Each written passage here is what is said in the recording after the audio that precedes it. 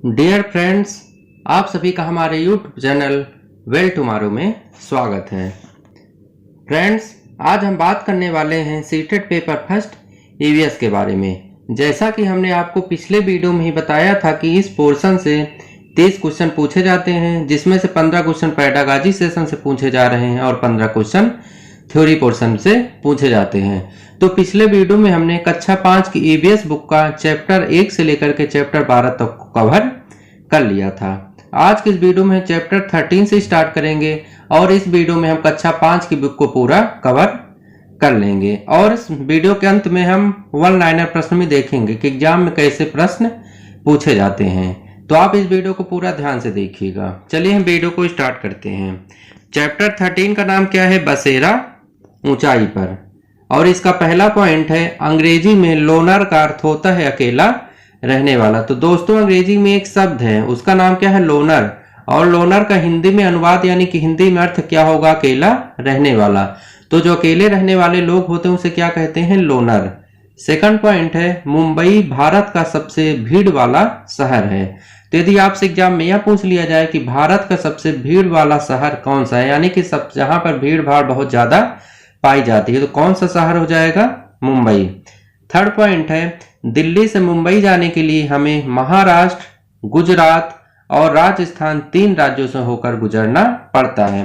तो दोस्तों, यदि हम दिल्ली से मुंबई जाएंगे तो हमें 3 राज्यों से होकर गुजरना पड़ेगा। वहां 3 राज्य कौन कौन से हैं? एक तो महाराष्ट्र हो गया, गुजरात हो गया और राजस्थान। तो जब आप मुंबई जाएंगे तो इन्हीं आपको 3 राज्यों से होकर के गुजरना पड़ेगा। नेक्स्ट पॉइंट में दिल्ली से मुंबई के बीच की डिस्टेंस बताई गई है। तो दिल्ली से मुंबई के बीच की डिस्टेंस कितना है? 1400 किलोमीटर है। नेक्स्ट पॉइंट है मनाली पहाड़ी इलाका है और यह हिमाचल प्रदेश में है। तो मनाली कैसा इलाका है? पहाड़ी वाला इलाका है, मानिए वहां बहुत ज्यादा पहाड़ पाए जाते हैं। और मनाली पड़ता कहां पर है? हिमाचल प्रदेश में यह पड़ता है। नेक्स्ट पॉइंट है पहाड़ों के कारण जम्मू कश्मीर की सड़कें कठिन है। तो जम्मू कश्मीर में जो सड़कें होती हैं वह कठिन है, यानी कि वहां पर गाड़ी चलाना, गाड़ी को ड्राइव करना आसान नहीं होता है, क्योंकि वह पहाड़ी वाला इलाका है। तो रास्ते वहां पर उबड़ खाबड़ पाए जाते हैं।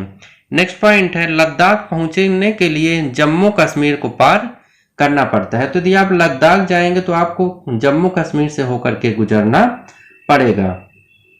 नेक्स्ट पॉइंट है पहाड़ी इलाकों में सर्द हवाओं से बचने के लिए नायलॉन के टेंट का इस्तेमाल किया जाता है। तो जो पहाड़ी वाले इलाके होते हैं वहां पे सर्दी से बचने के लिए लोग क्या करते हैं? एक नायलॉन होता है, उसका एक टेंट आता है, तो लोग उसी के टेंट का इस्तेमाल करते हैं, क्योंकि पहाड़ी वाले इलाकों में बहुत ज्यादा सर्द होती है, तो सर्द से बचाव जरूरी होता है। तो उसके लिए क्या करते हैं लोग? नायलॉन के टेंट का उपयोग करते हैं ताकि उन्हें सर्दी ना लग सके। नेक्स्ट पॉइंट है लद्दाख को ठंडा रेगिस्तान भी कहते हैं। तो लद्दाख का दूसरा नाम क्या है? ठंडा रेगिस्तान। नेक्स्ट पॉइंट है लद्दाख में बहुत ही कम बारिश होती है। तो लद्दाख जो होता है वह बहुत कम बारिश वाला इलाका है, वहां पे बहुत ही कम मात्रा में बारिश होती है। लद्दाख में लकड़ी के घर, ढाल वाली छतों के घर और बर्फ से ढके रहते हैं। तो जो लद्दाख में घर होते हैं वह कैसे होते हैं? ढाल वाली छतों के घर और बर्फ से ढके हुए रहते हैं। नेक्स्ट पॉइंट है लद्दाख में जूले जूले का मतलब है स्वागत। स्वागत, यदि लद्दाख में कोई जूले जूले बोलता है तो उसका मतलब है कि वो आपका स्वागत कर रहा है। तो जूले जूले का मतलब क्या हो गया? स्वागत और स्वागत। नेक्स्ट पॉइंट है तासी का घर 2 मंजिल है और यह घर पत्थरों पर है। तो वहां पे एक तासी रहती है, उनका घर कैसा है? 2 मंजिला है और वह घर कैसा है? पत्थरों का है और उसकी दीवार पर मिट्टी और चूने से पुताई की गई है। तो जो तासी का घर है उसकी दीवार पर मिट्टी हो गया और चूने से पुताई की गई है। यह घर अंदर से छप्पर की तरह दिखाई देता है। तो जो तासी का घर है वह अंदर से छप्पर की तरह देखने में लगता है। नेक्स्ट पॉइंट है इसमें लकड़ियों की सीढ़ियां प्रयोग की जाती है। जो तासी का घर है उसमें क्या किया जाता है? लकड़ियों की सीढ़ियां का प्रयोग छतों पर चढ़ने के लिए किया जाता है। नेक्स्ट पॉइंट है नीचे की मंजिल जानवरों के लिए रखते हैं। अब क्योंकि तासी का जो घर होता है वह 2 मंजिला है, तो नीचे की मंजिल में क्या करते हैं? वह जानवरों के लिए रिजर्व किया गया है, यानी कि वहां पर जानवरों को ज्यादातर रखा जाता है। परंतु जब ज्यादा सर्दी पड़ती है तो नीचे की मंजिल में लोग आ जाते हैं, क्योंकि ऊपर सर्दी ज्यादा पड़ती है। तो लोग क्या करते हैं? घर तो 2 मंजिला है और नीचे का मंजिला जानवरों के लिए रखा गया है। लेकिन जब ज्यादा सर्दी होती है तो लोग क्या करते हैं कि नीचे वाले मंजिले में भी आ जाते हैं। और नीचे की मंजिल में खिड़की नहीं है, और वहां पर खिड़की नहीं है तो सर्दी में क्या होता है, हवा नहीं आती, जिससे वहां पर बहुत कम ठंड लगती है। नेक्स्ट पॉइंट है, पेड़ों के मोटे तने छत को मजबूत बनाने में इस्तेमाल किए जाते हैं। वहां पर जो पेड़ों के मोटे मोटे तने हैं वह छत को मजबूत बनाने में प्रयोग किए जाते हैं। नेक्स्ट पॉइंट है, लाल मिर्च, सीताफल, मक्का और धान लद्दाख में मिलते हैं। तो यदि आपसे पूछा जाएगा कि लाल मिर्च, सीताफल, मक्का और धान ज्यादा मात्रा में कहां पर पाए जाते हैं, तो कहां पर पाए जाते हैं, लद्दाख में पाए जाते हैं। गर्मी के मौसम में ये लोग फल सब्जी को सुखा लेते हैं और ये सर्दियों के लिए प्रयोग किए जाते हैं, क्योंकि लद्दाख में क्या होता है, सब्जियां और फल बहुत महंगे मिलते हैं। इसलिए लोग क्या करते हैं कि गर्मी के मौसम में फल और सब्जी को सुखा लेते हैं और फिर सर्दियों में उन्हीं का उपयोग करते हैं, क्योंकि जब सब्जियों को सुखा लेंगे तो खराब नहीं होती हैं और लोग उनका नेक्स्ट सीजन में उपयोग कर लेते हैं सब्जी बनाने के लिए। नेक्स्ट पॉइंट है, यहाँ लकड़ी के घर ठंड से बचाते हैं। अब क्योंकि वहां घर लकड़ी के बने होते हैं तो लकड़ी के घर क्या करते हैं, आपको ठंड से बचाते हैं। लद्दाख में टेढ़े मेढ़े, सकरे और पहाड़ी रास्ते हैं। शुरू में आपको बताया गया था कि लद्दाख कैसा है, पहाड़ी वाला इलाका है, तो वहां पर टेढ़े मेढ़े, सकरे और पथरीले रास्ते हैं, इसीलिए वहां पर चलना भी आसान नहीं होता है। चांगथांग 5000 मीटर ऊंचाई पर है। यह मैदानी इलाका बिल्कुल सुनसान और पथरीला है। लद्दाख में एक इलाका है चांगथांग, यह ऊंची पहाड़ी पर है। और कितनी ऊंची पहाड़ी पर, 5000 मीटर ऊंची पहाड़ी पर है। यह मैदानी इलाका बिल्कुल सुनसान और पथरीला है, क्योंकि यह पहाड़ से 5000 मीटर ऊंचे है जमीन से, तो यह बिल्कुल सुनसान इलाका है और पथरीला है, यहाँ पर चलना आसान नहीं होगा। बहुत ऊंचाई पर लोग सांस लेने में दिक्कत, सिर दर्द और कमजोरी का महसूस करते हैं। जैसे जैसे आप ऊंचाई पर जाते हैं तो आपको क्या होता है, सांस लेने में दिक्कत होती है, आपको सर दर्द भी हो सकता है और कमजोरी को महसूस करने लगते हैं, क्योंकि जैसे जैसे ऊपर जाते हैं तो ऑक्सीजन की कमी होती जाती है। वहां पेट्रोल पंप व मैकेनिक नहीं है, वहां पर आपको पेट्रोल पंप भी नहीं मिलेंगे और यदि आपकी गाड़ी खराब हो जाए तो वहां आपको मैकेनिक भी जल्दी से नहीं मिलेंगे। यहाँ चांगपा नाम की प्रजाति है, इसमें केवल 5000 लोग रहते हैं। वहां पर एक प्रजाति रहती जिसका नाम है चांगपा, और वहां पे केवल कितने लोग रहते हैं, 5000 लोग ही निवास करते हैं। यह हमेशा अपनी भेड़ बकरी के साथ घूमा करते हैं। तो जो चांगपा नाम की प्रजाति होती है वह हमेशा अपनी भेड़ बकरी को लेकर के इधर उधर घूमा करते हैं। आप उनको अकेले घूमते हुए शायद ही देखते होंगे, क्योंकि वह क्या करते हैं, हमेशा अपने भेड़ और बकरियों के साथ घूमते रहते हैं। अब चांगपा लोग घुमंतु होते हैं, नाम से ही है। चांगपा लोग कैसे होते हैं, घुमंतु होते हैं, तो वह दिन भर घूमते रहते हैं और किसके साथ घूमते हैं, भेड़ और बकरियों के साथ घूमते रहते हैं। और चूंकि यह घूमते लोग हैं तो वह एक जगह पर नहीं टिकते हैं, क्योंकि एक जगह पर नहीं टिकते हैं इसलिए हमेशा घूमते फिरेंगे। नेक्स्ट पॉइंट है, चांगपा लोग अपनी बकरियों को ऊंचाई और ठंडी जगह पर चराने ले जाते हैं। चांगपा के लोग क्या करते हैं, बकरियों को ऊंची पहाड़ियों पर चराने के लिए ले जाते हैं, जिससे क्या होगा कि जो बकरी होती हैं उनके बाल घने और मुलायम हो जाते हैं, क्योंकि ठंडी जगह पर जब आप बकरियों को चराते हैं तो आप बकरियों के जो बाल होते हैं वह मुलायम होते हैं और घने होते हैं। इसीलिए जो चांगपा प्रजाति के लोग होते हैं वह बकरियों को कहां पर ले जाते हैं, ऊंची पहाड़ियों पर ले जाते हैं। चांगपा जो होते हैं खास तरह की बकरियां पालते हैं, जिनके बालों से दुनिया की मशहूर पश्मीना ऊन बनाई जाती है। बकरी तो आप बहुत सुने होंगे, जैसे गांवों में भी बकरियों को पाला जाता है, परंतु वह नॉर्मल बकरियां होती हैं। परंतु जो वहां पे चांगपा की प्रजाति होती है वह एक खास तरह की बकरियों को पालते हैं। वह खास बकरी की नस्ल होती है जिनसे क्या किया जाता है, दुनिया की मशहूर पश्मीना ऊन बनाई जाती है। तो आपको पश्मीना का भी नाम याद रखना है। जितनी ठंडी होगी और ऊंची जगह होगी इन बकरियों के बाल भी उतने ही ज्यादा और नरम होंगे। अब वहां पर जो बकरियां होती हैं उनके बाल उतने ही ज्यादा नरम और मुलायम होंगे यदि उनको हम ठंडी जगह पर ज्यादातर चराने के लिए ले जाएं। तो जितनी ज्यादा हम ठंडी जगह होगी और ऊंची जगह होगी, यानी कि पहाड़ी वाला इलाका होगा, तो वहां पर बकरियों को रखने से उनके बाल उतने ही ज्यादा नरम और मुलायम होंगे। ये लोग कठिन परिस्थितियों में रहते हैं। नेक्स्ट पॉइंट है, चांगपा लोग अपनी हर चीज अपने घोड़ों और याक पर रखते हैं। जो चांगपा लोग होते हैं, जो चांगपा की प्रजाति होती है, वह अपने सामान को ज्यादातर अपने घोड़ों और याक पर लाद करके रखते हैं। इसे 2 से 2.5 घंटे अपना डेरा समेट कर निकलने में लगता है, क्योंकि वह अपना सामान घोड़ों पर लादे रहते हैं और याक पर लादे रहते हैं। इसीलिए उन्हें यदि कोई इलाका खाली करने को बोला जाए तो वह 2 से 2.5 घंटे में अपना डेरा समेट करके वह इलाका खाली करने में सक्षम होते हैं। क्योंकि वह अपने सामानों को घोड़े पर बांध कर रखते हैं तो उन्हें उस इलाके को खाली करने में दिक्कत नहीं होती है। वह कम से कम समय में उस इलाके को छोड़ करके चले जाते हैं। चांगपा के लोग अपने टेंटों को रेबो कहते हैं। जो चांगपा प्रजाति के लोग होती है वह अपने टेंट को क्या कहते हैं? रेबो। याक के बाल बहुत मजबूत और गर्म होते हैं, जो कि ठंडी बर्फीली हवाओं से रक्षा करते हैं। याक जो जानवर होता है उसके जो बाल होते हैं बहुत गर्म और मजबूत होते हैं, क्योंकि जब ठंडी बर्फ की हवाएं चलती हैं तो वह उनसे याक की रक्षा करती हैं। वहां पर हवाएं 70 किलोमीटर प्रति घंटा की गति से चलती हैं। तो वहां पर जो सर्दियों में हवाएं होती हैं वह 70 किलोमीटर प्रति घंटा की गति से चलती हैं, जो कि बहुत तेज होती हैं। इसीलिए याक के जो शरीर पर बाल होते हैं मजबूत, वह क्या करते हैं, जब 70 किलोमीटर प्रति घंटा की से हवाएं चलती हैं तो उन्हीं के शरीर को वह रक्षा करती हैं। रेबो के पास ही भेड़ बकरियों को रखने के लिए जगह बनी होती है, जिसे चांगपा लेखा कहते हैं। तो चांगपा के जो लोग होते हैं, लेखा किसे कहते हैं? रेबो जो होता है, रेबो यानी टेंट, टेंट को रेबो कहते हैं। तो रेबो के पास ही भेड़ बकरियों को रखने के लिए जगह भी होती है, इसे क्या कहते हैं? लेखा कहते हैं। तो वहां के जो चांगपा के लोग होते हैं टेंट को रेबो कहते हैं, और लेखा किसे कहते हैं? भेड़ बकरियों के पालने की जगह होती है, उसे ही क्या कहा जाता है? लेखा कहा जाता है। चांगपा की भाषा में चांगथांग का मतलब होता है ऐसी जगह जहां कम लोग रहते हैं। तो चांगपा जो प्रजाति के लोग हैं उनकी भाषा में चांगथांग का मतलब क्या होता है? ऐसी जगह जहां पर कम से कम लोग निवास करते हैं। चांगथांग इलाके में तापमान 0 डिग्री से काफी कम होता है। तो जो चांगथांग इलाका होता है वहां पर तापमान क्या होता है? 0 डिग्री से भी कम होता है।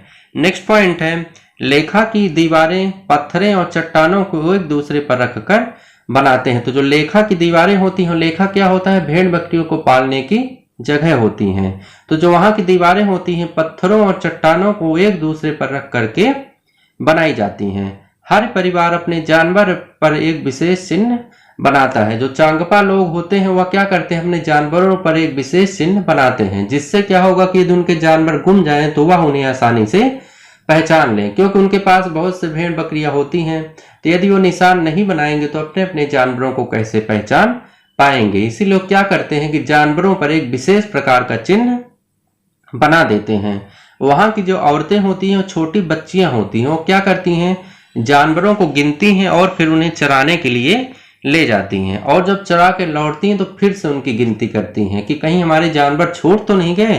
तो औरतों का काम क्या होता है? आप जानवरों की गिनती करिए, उनको चराने के लिए ले जाइए, और चरा के जब वापस आइए तो फिर से गिनती करिए कि कहीं हमारे जानवर को हमने छोड़ तो नहीं दिया। यदि आपने छोड़ दिया तो उसे जाइए फिर ढूंढ करके ले आइए। श्रीनगर में कुछ घर पहाड़ में हैं तो कुछ पानी में हैं। तो श्रीनगर के जो घर होते हैं वह कैसे हैं? कुछ पहाड़ पर घर बने हैं तो कुछ पानी में घर बने हुए हैं। नेक्स्ट पॉइंट है, कश्मीर में हर गली में बेकरी है। यह कश्मीरी रोटी नहीं बनाते हैं, बेकरी से खरीद कर खाते हैं। तो जो कश्मीर का इलाका है वहां पर क्या है? हर गली में बेकरी बनी हुई है। तो जो कश्मीरी लोग हैं वह रोटी नहीं बनाते हैं, बेकरी से खरीद करके ही खाते हैं। नेक्स्ट पॉइंट है, कारगिल श्रीनगर से लद्दाख जाते समय हमें रास्ते में पड़ता है। तो कारगिल कहां पर पड़ेगा? श्रीनगर से लद्दाख जाते समय आपको रास्ते में कारगिल पड़ता है। नेक्स्ट पॉइंट है, पश्मीना शाल 6 स्वेटर के बराबर गर्म होती है। तो जो पश्मीना शाल होती है और नॉर्मल स्वेटर की अपेक्षा 6 स्वेटर के बराबर गर्म होती है। यह बहुत पतली और फिर भी गर्म होती है। जो पश्मीना शाल होती है वह देखने में तो बहुत पतली होती है, लेकिन आपको बहुत ज्यादा गर्मी का एहसास कराती है, क्योंकि वह 6 स्वेटर के बराबर गर्म होती है। नेक्स्ट पॉइंट है, जिन बकरियों से मुलायम पश्मीना ऊन मिलती है वो बहुत ऊंचाई पर लगभग 5000 मीटर ऊपर मिलती हैं। तो जो पश्मीना ऊन बकरियों से मिलता है तो वह बकरियों को कहां पर रखा जाता है? लगभग 5000 मीटर ऊंचाई पर रखा जाता है, क्योंकि उनको जितनी ज्यादा ऊंचाई और ठंड वाले स्थानों पर रखेंगे उनके बाल उतने ही ज्यादा मुलायम और नरम होंगे। वहां सर्दियों में तापमान 0 डिग्री से लेकर के -40 डिग्री सेंटीग्रेड तक चला जाता है, क्योंकि ऊंचाई पर तापमान कितना चला जाता है, 0 डिग्री से लेकर के -40 डिग्री तक चला जाता है। बकरी के शरीर पर बहुत ही बारीक और नरम बाल उगाते हैं, क्योंकि बकरियों को 5-4 मीटर ऊंचाई पर रखा जाता है, तो जो उनके शरीर पर बाल होते हैं बहुत ही बारीक और मुलायम उगते हैं, जिससे कि पश्मीना शाल बनाई जाती है। इन बालों को बकरियां गर्मियों में गिरा देती हैं, तो जो बकरियां होती हैं अपने इन बालों को गर्मियों में गिरा देती हैं और उनके शरीर पर दोबारा से बाल उगाते हैं। अब जो बाल गिराती हैं उनका उपयोग किसमें किया जाता है, पश्मीना शाल बनाने में किया जाता है। इनका एक बाल इतना पतला होता है कि 6 बाल हमारे एक बाल के बराबर होंगे। अब जो बकरियों के बाल होते हैं कितना पतला होता है, हमारे 6 बाल के बराबर एक बाल होंगे। तो आपको यह भी याद रखना है कि उनके बाल को जो होते हैं बकरी का 6 बाल इक्वल टू हमारे सिर का कितना हो जाएगा, 1 बाल। नेक्स्ट है, यह शाल बुनकर लोग अपने हाथों से बनाते हैं।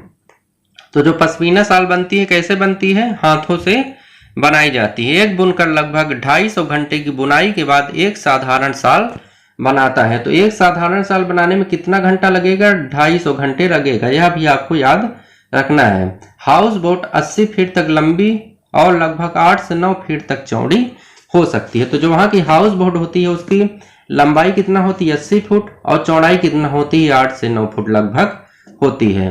डोंगा नाव श्रीनगर की डल झील में मिलती है। अंदर से यह कई कमरों के घर जैसी लगती है। तो जो डोंगा नाव होती है वो कहां पर मिलेगी, श्रीनगर के डल झील में मिलेगी और अंदर से यह कई कमरों के घर जैसी लगती है। लकड़ी पर सुंदर डिजाइन होती है। यह हाउस बोटिंग की सीलिंग पर होती है। लकड़ी पर क्या की जाती है, सुंदर डिजाइन की जाती है और यह हाउस बोट की सीलिंग पर भी की जाती है। इस डिजाइन को खतम बंद कहते हैं, जो कि जिक्सा पैटर्न में होती है। तो इस डिजाइन को क्या कहते हैं, खत्म बंद, और इसका पैटर्न कैसा होता है, जिग्जा जैसा होता है। नेक्स्ट पॉइंट है, कश्मीर में गांव के घर पत्थर से बनते हैं और ढलान वाली छतें होती हैं। तो जो कश्मीर में गांव के घर कैसे बनते हैं, पत्थर से बनाए जाते हैं और उनकी छतें कैसी होती, ढलान वाली होती हैं, जिससे पानी आराम से बह जाए। कुछ पुराने घरों में विशेष प्रकार की खिड़कियां होती हैं जो दीवारों पर निकली होती, इन्हें डब कहा जाता है और इनमें सुंदर पैटर्न बना होता है। तो जो गांव में पुराने कुछ घर होते हैं उनमें एक विशेष प्रकार की खिड़कियां होती हैं जो कि क्या करती हैं, दीवारों पर निकली होती हैं, इन्हें क्या कहते हैं, डब, और इनमें क्या होता है, एक सुंदर पैटर्न बना होता है। नेक्स्ट पॉइंट है, पुराने घर पत्थरों, ईंट और लकड़ी से बने हुए हैं। तो पुराने घर कैसे बनते थे, पत्थर से, ईंट से और लकड़ी से। दरवाजे और खिड़कियों में सुंदर मेहराब लगे होते हैं। तो सुंदर मेहराब कहां पर लगे होते हैं, दरवाजे और खिड़कियों पर लगे होते हैं। अब हम बात करेंगे चैप्टर 14 की। तो चैप्टर 13 आपका पूरा हो चुका है। आप इसको 2 बार 3 बार आपको सिर्फ रिवीजन करना है, इसे याद नहीं करना है ना, तो आपको इसे रटना है। आप इस वीडियो को 2 बार 3 बार आराम से देख लीजिएगा, आपको सभी पॉइंट आसानी से याद हो जाएंगे। सीटेट में बिल्कुल फैक्ट यही सब पूछा जाता है। यदि आप इस वीडियो को पूरा देख लेंगे तो आपको अलग से बुक पढ़ने की जरूरत नहीं पड़ेगी। और यदि आप इसकी PDF पाना चाहते हैं तो हमारे टेलीग्राम ग्रुप में जाकर के इसे डाउनलोड भी कर सकते हैं। टेलीग्राम ग्रुप की लिंक हमने वीडियो के डिस्क्रिप्शन बॉक्स में प्रोवाइड करा दी है। वहां पर आपको सभी वीडियो की नोट्स आसानी से मिल जाया करेंगे, तो आप जाकर के टेलीग्राम ग्रुप को भी ज्वाइन कर लीजिए। तो हम देखते हैं इसका फर्स्ट पॉइंट। सबसे पहले हम देखते हैं चैप्टर 14 का नाम क्या है, जब धरती कांपी, और इसका पहला पॉइंट है, भूकंप एक प्राकृतिक आपदा है जिसमें धरती हिलने लगती है और जान माल का बहुत नुकसान होता है। तो भूकंप क्या है, प्राकृतिक आपदा होती है। जब भूकंप आता है तो धरती हिलती है, उससे क्या होता है, घर गिर जाता है, जानवर जो होते हैं वह भी मर जाते हैं, तो उससे जान माल का भी बहुत नुकसान होता है। क्योंकि भूकंप आने से क्या होता है, कभी कभी तो जमीन भी फट जाती है, उससे बहुत ज्यादा नुकसान हो जाता है। तो भूकंप प्राकृतिक आपदा है, इससे जान माल का बहुत नुकसान होता है।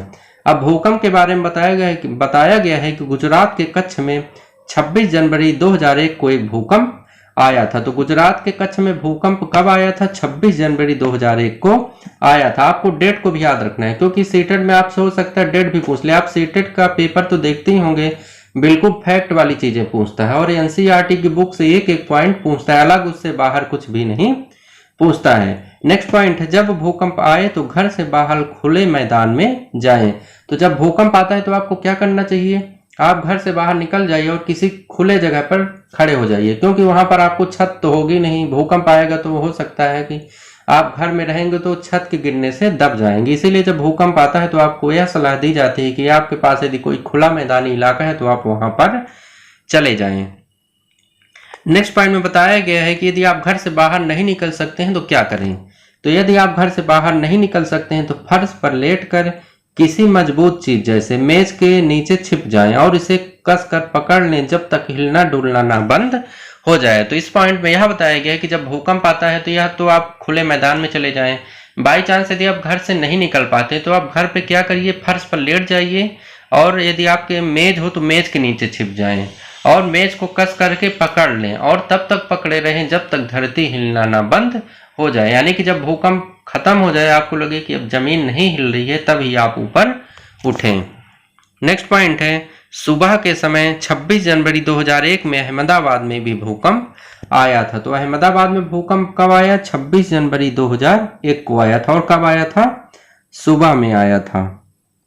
तो गुजरात में भी 26 जनवरी को आया था और अहमदाबाद में भी 26 जनवरी को आया था और सन दोनों का 2001 ही था। इस शहर में कम से कम 150 इमारतें ढह गई थी। तो जब अहमदाबाद में भूकंप आया था तो वहां पर 150 इमारतें लगभग टूट गई थीं और शाम तक कम से कम 250 शव निकाले गए थे और उस भूकंप में बहुत ज्यादा जान माल का नुकसान हुआ था और लगभग 250 लाशें मिल गई थी शाम तक में, क्योंकि सुबह तो भूकंप ही आया था। नेक्स्ट पॉइंट है, भुज की हालत इससे भी ज्यादा खराब थी। तो जब भूकंप आया था तो भुज की हालत अहमदाबाद से भी ज्यादा खराब थी, वहां पर और ज्यादा जान माल का नुकसान हुआ था। नेक्स्ट पॉइंट है, अब हम देखेंगे चैप्टर 15। चैप्टर 15 का नाम क्या है, उसी से ठंडा उसी से गर्म। इसका पहला पॉइंट है, उसी से ठंडा उसी से गर्म कहानी के लेखक जाकिर हुसैन हैं, जो कि हमारे देश के पूर्व राष्ट्रपति थे। तो जाकिर हुसैन कौन थे, हमारे देश के पूर्व राष्ट्रपति। और जो चैप्टर 15 है, उसी से ठंडा उसी से गर्म, वह उसी कहानी के लेखक हैं। नेक्स्ट पॉइंट है, बलिस्तिया एक काल्पनिक पात्र है जिसे एक बेवकूफ बुद्धू से बौने व्यक्ति के रूप में इस पाठ में दर्शाया गया है। तो यह जो पाठ है उसी से ठंडा उसी से गर्म, इसमें क्या है, बलिस्तिया एक पात्र है जिसे बेवकूफ व्यक्ति यानी कि बौने व्यक्ति के रूप में दर्शाया गया है। नेक्स्ट पॉइंट है, हमारे मुंह से निकली हवा बाहर के तापमान के मुकाबले ठंडी या गर्म हो सकती है। जो हमारे मुंह से हवा निकलती है वह क्या होती है, बाहर का जो तापमान होता है उसके अपेक्षा ठंडी हो सकती है या तो गर्म हो सकती है। नेक्स्ट पॉइंट है, सर्दियों में हाथों पर फूंक मारने पर गर्माहट का एहसास होता है। तो यदि सर्दियों में अपने हाथों पर फूंक मारेंगे तो हमें क्या होगा, गर्माहट का एहसास होगा।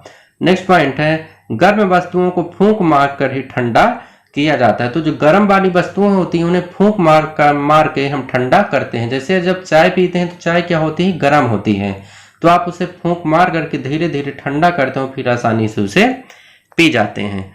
फूंक का इस्तेमाल तरह तरह के वाद्य यंत्र जैसे बांसुरी, सीटी आदि बजाने के लिए भी किया जाता है। तो जो फूंक का इस्तेमाल एक तो गर्म वस्तुओं को ठंडा करने के लिए किया जाता है, इसके अलावा वाद्य यंत्र हो गए जैसे बांसुरी को बजाने के लिए भी फूंक का इस्तेमाल किया जाता है। सीटी को बजाने के लिए आप मुख से हवा निकालते हैं तो एक प्रकार से फूंक ही होती है। तो सीटी बजाने के लिए भी किसका इस्तेमाल किया जाता है, फूंक का इस्तेमाल किया जाता है।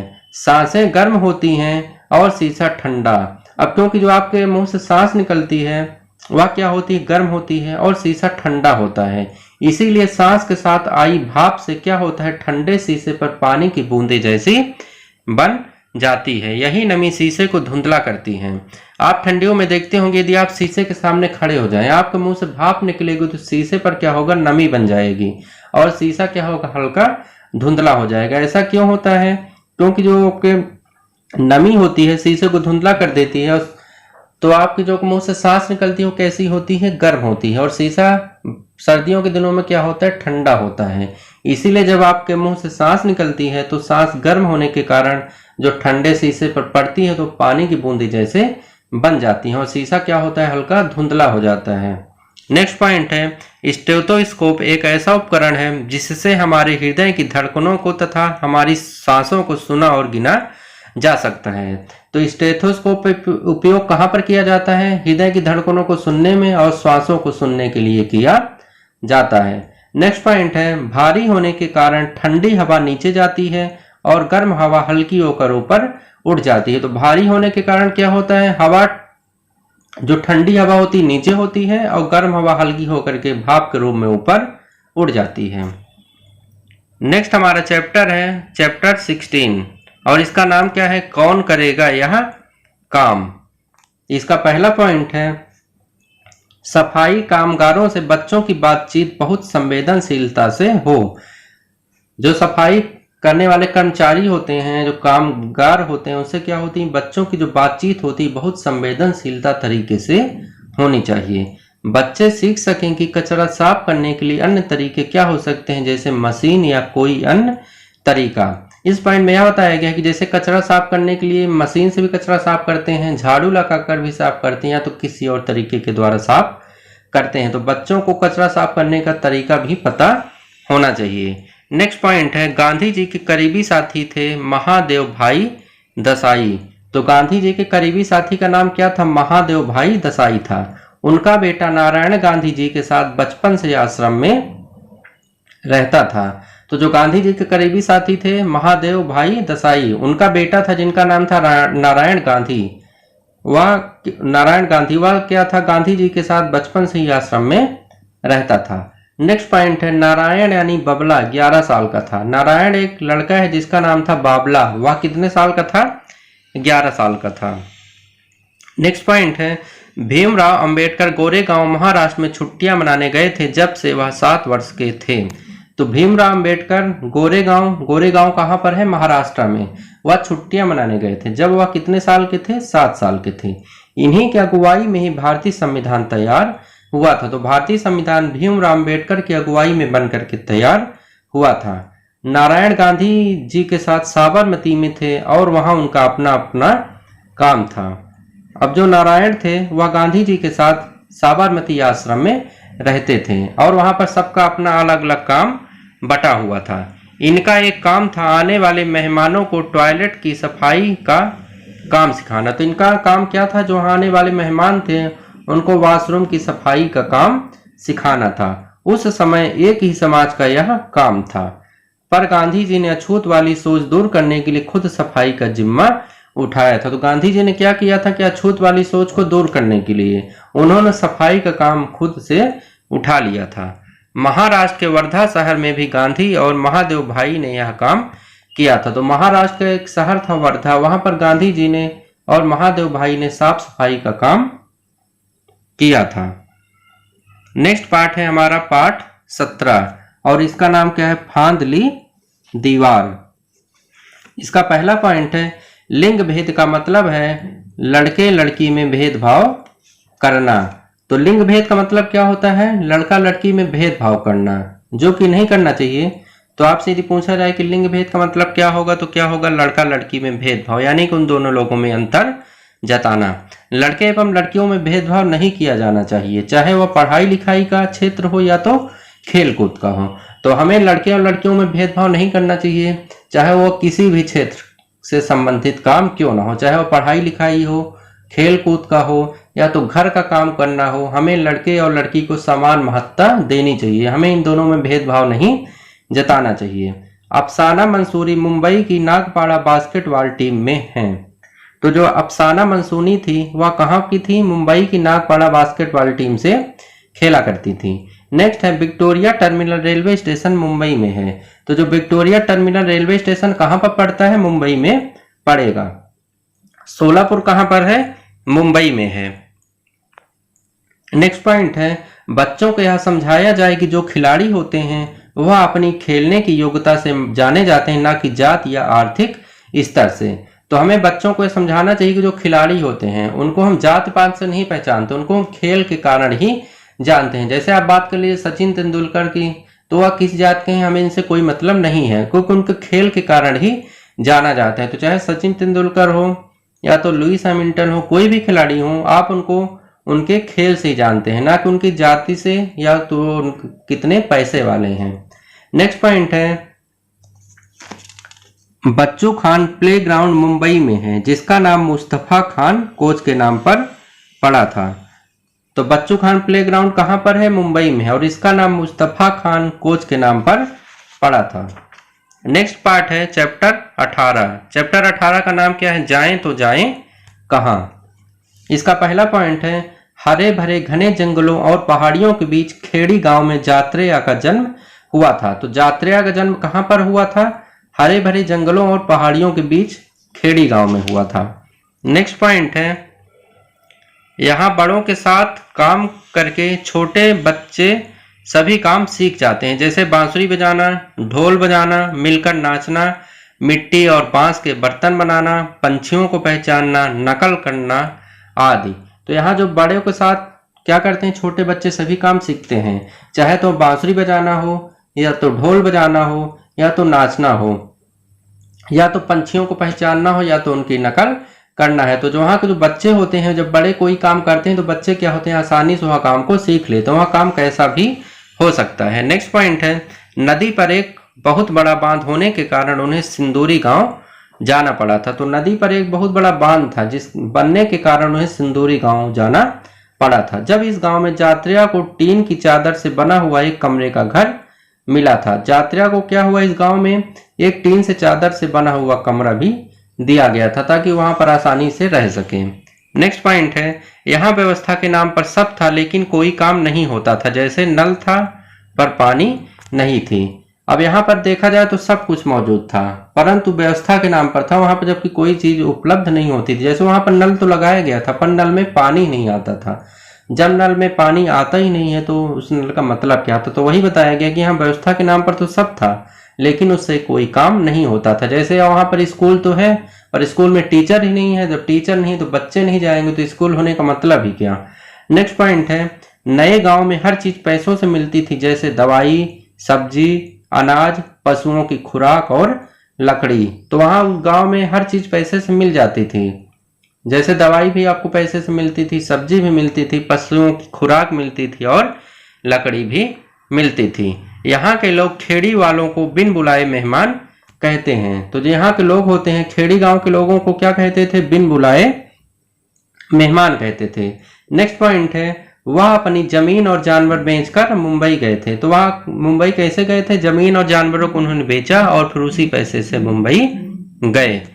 नेक्स्ट पॉइंट है यहाँ मछली पकड़ने के कटे हुए जालों की मरम्मत का काम शुरू किया गया। नेक्स्ट पॉइंट है बेटा शाम को सब्जी मंडी में घूमता फिरता, कभी कभी मेम साहब की थैलियां उठाता तो कभी कभी रेलवे स्टेशन पर जा करके पानी की खाली बोतलें ढूंढ करके कबाड़ी वाले को बेचता करता था। तो वहां जो उनका बेटा था क्या करता था, शाम में तो सब्जी मंडी में घूमता या तो कोई मैडम का सामान उठाता, थालियां उठाता, उससे क्या होता था उसे पैसे मिलते थे। और कभी कभी रेलवे स्टेशन पर जा करके पानी की खाली बोतलें भी ढूंढकर कबाड़ी वाले को बेचता था।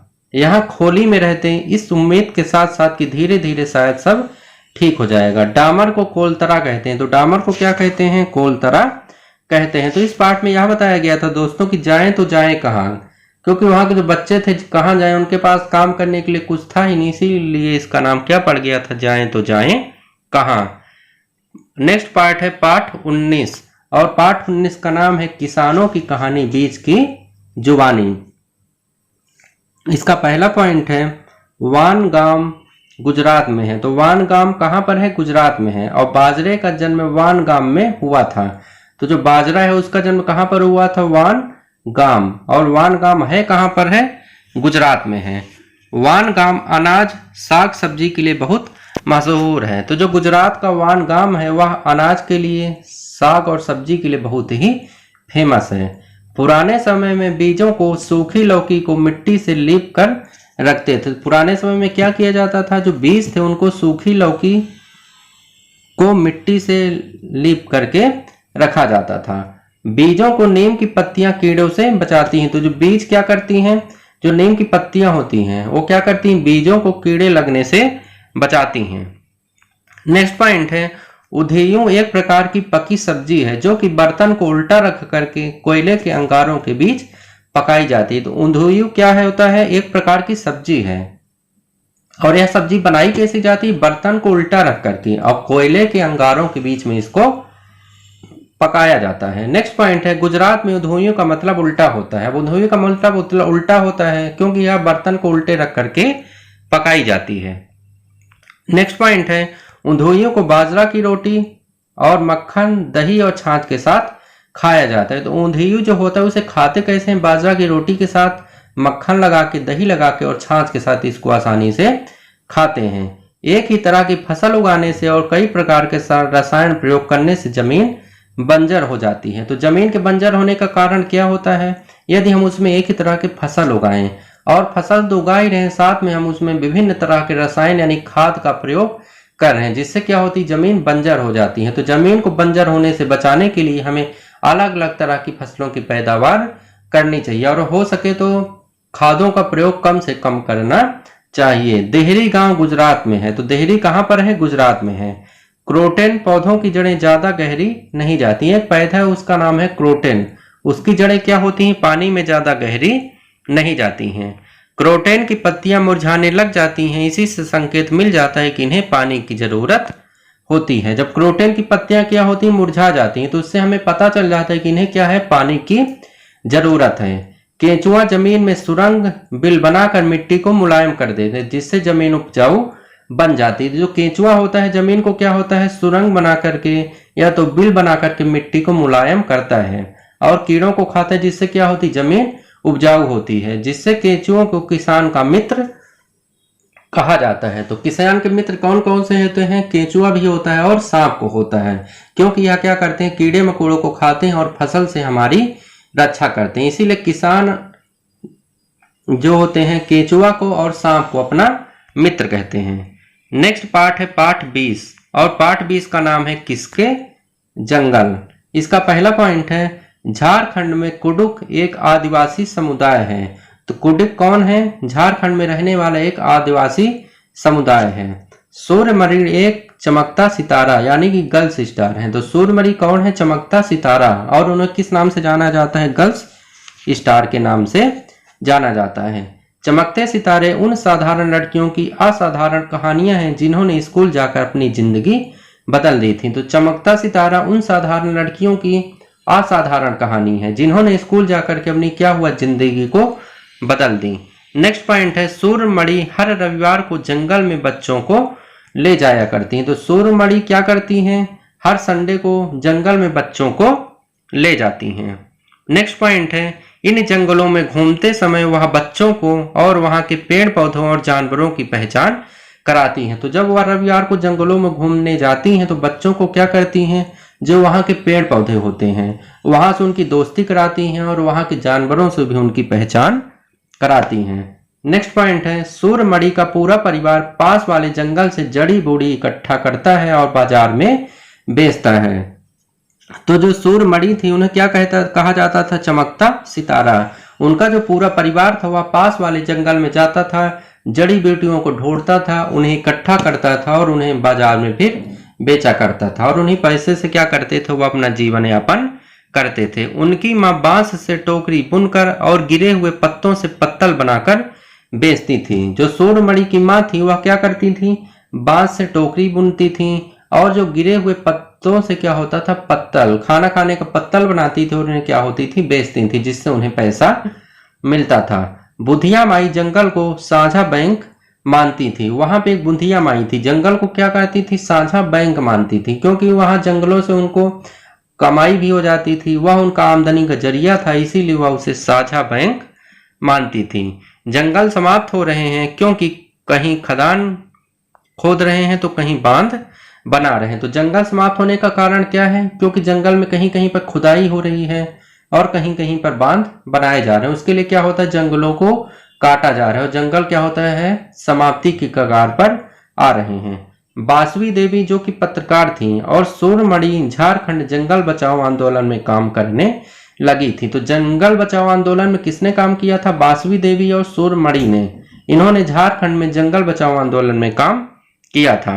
सूर्यमणि जब 21 साल की थी तो उसने वासवी दीदी और कई लोगों की मदद से एक केंद्र खोला जिनका नाम क्या था? तोरांग। तो तोरांग क्या था? सूर्यमणि और वासवी दीदी ने मिल करके एक केंद्र खोला था जिसका नाम क्या था? तोरांग। कुडुख भाषा में तोरांग का मतलब क्या होता है? जंगल होता है। तो तोरांग का मतलब क्या होता है? जंगल। और किस भाषा में? कुडुख भाषा में। नेक्स्ट पॉइंट बताया गया है जंगल अधिकार कानून 2007। यह कानून जो होता है आदिवासियों को जंगल पर उनका हक दिलाता है। तो जंगल अधिकार कानून 2007 क्या करता है? आदिवासियों को जंगल पर उनका हक दिलाता है, क्योंकि जो आदिवासी होते हैं जंगल में निवास करते हैं तो उन जंगल पर उनका हक हो जाता है। तो यह अधिकार क्या करता है? उन्हें उनका अधिकार दिलाने में मदद करता है। इस अधिकार के हिसाब से जो लोग 25 सालों से जंगलों में रह रहे हैं और एक जगह पर उनका वहां के जंगल और वहां पैदा होने वाली चीजों पर हक रहेगा। तो जंगल अधिकार कानून 2007 में यह बताया गया है कि जो व्यक्ति 25 सालों से जंगल पर रह रहा है तो उनका क्या हो जाएगा? वहां के जंगल और वहां पर पैदा होने वाली सभी चीजों पर उनका अधिकार हो जाएगा। तो जंगल अधिकार कानून में ही बताया गया है कि वह आदिवासियों को क्या करेगा? सबसे पहला जंगल पर उनका हक दिलाएगा। इसके अलावा जो आदिवासी 25 सालों से जंगल में रह रहे हैं वहां पर उगने वाली वस्तुओं पर उनका अधिकार भी दिलाएगा। जंगल का संरक्षण वहीं की ग्राम सभा करेगी। तो जंगल का संरक्षण कौन करेगा? वहां की ग्राम सभा करेगी। नेक्स्ट पॉइंट है एक टीन बीज हम जितनी जमीन में बोते हैं उसे ही एक टीन जमीन कहते हैं। तो एक टीन जमीन किसे कहते हैं? एक टीन बीज को हम जितनी जमीन में बोते हैं उसे एक टीन जमीन कहा जाता है। नेक्स्ट पॉइंट है मिजोरम राज्य में झूम खेती होती। तो झूम खेती कहां पर होती है? मिजोरम में होती है। यह भी एग्जाम में अक्सर पूछा जाता है। अब हम देखते हैं झूम खेती के बारे में। झूम खेती का एक तरीका निराला है। एक फसल कटने के बाद जमीन को कुछ साल तक आराम करने देते हैं, उसमें खेती नहीं करते हैं। तो झूम खेती में क्या किया जाता है? जब एक फसल कट जाती है तो जमीन को कुछ सालों तक आराम करने दिया जाता है, उसमें दूसरी फसल की पैदावार नहीं की जाती है। और वहां पर जो बांस या जंगल उग आता है उन्हें उखाड़ते नहीं है, बस काट करके गिरा देते हैं और जला देते हैं। यह राख जो होती जमीन में खाद का काम करती है। तो झूम खेती कहाँ पर होती है? मिजोरम में।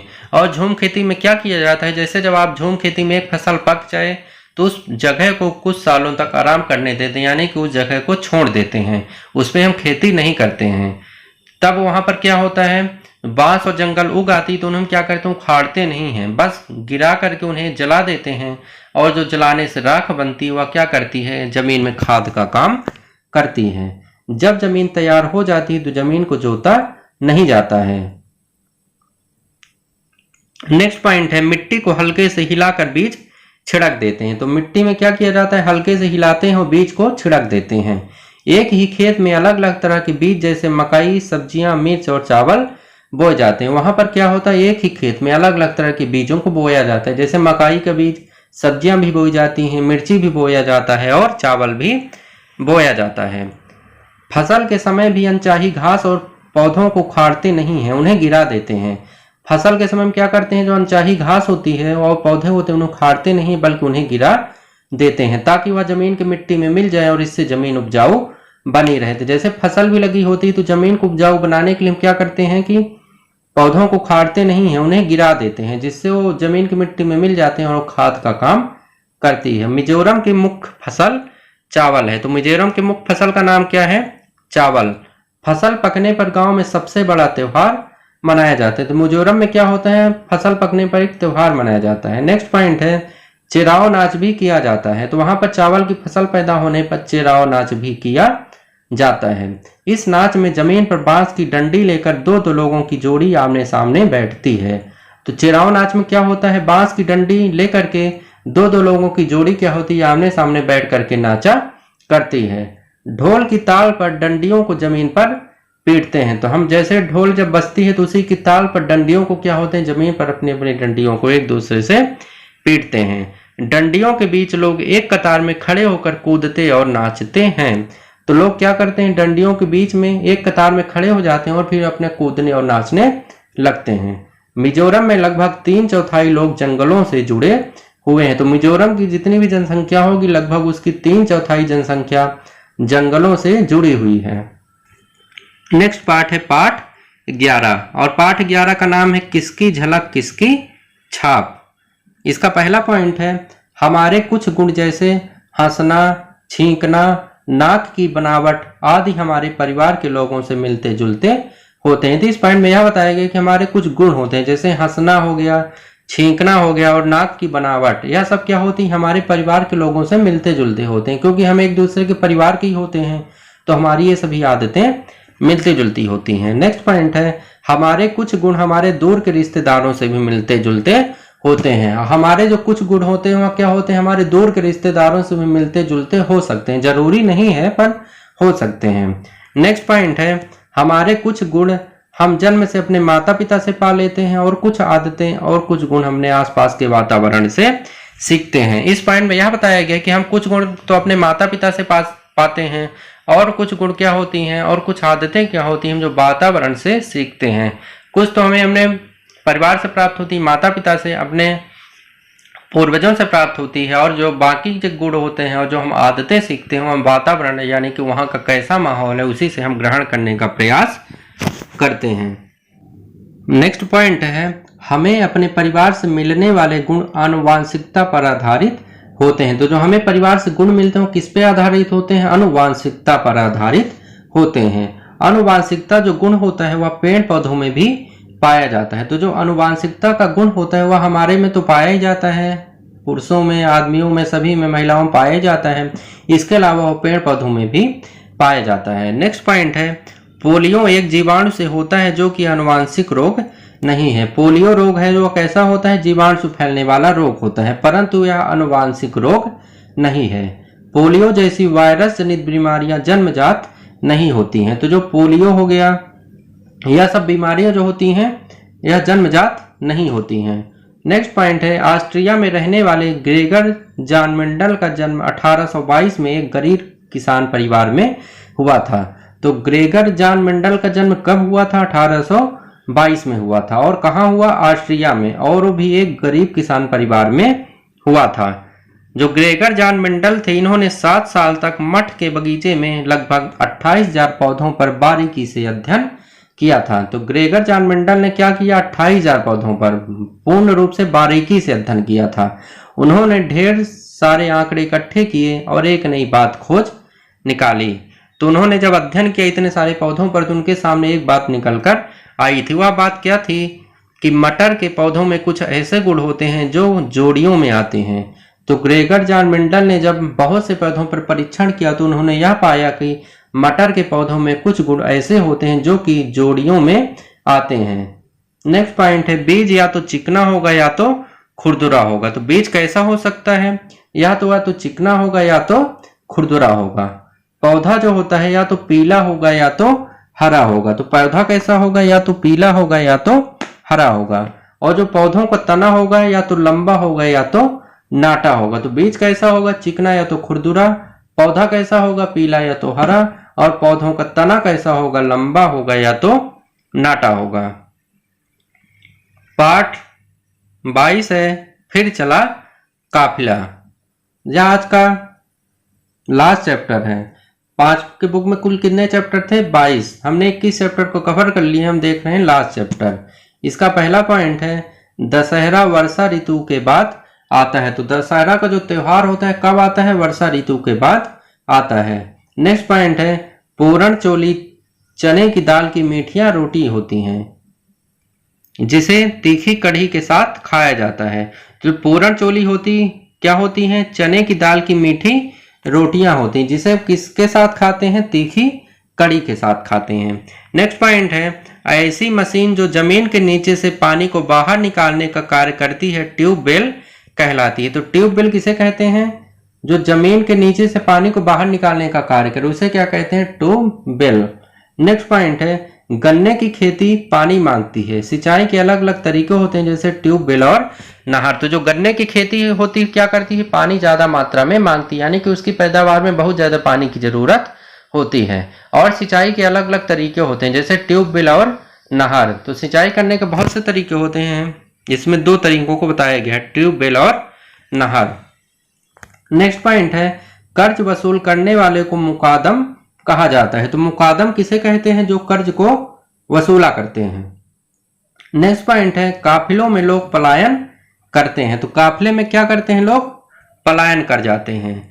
परिवारों का यह काफिला अब गन्ने के खेतों और शक्कर के कारखानों के पास झोपड़ियां बनाकर रहेगा।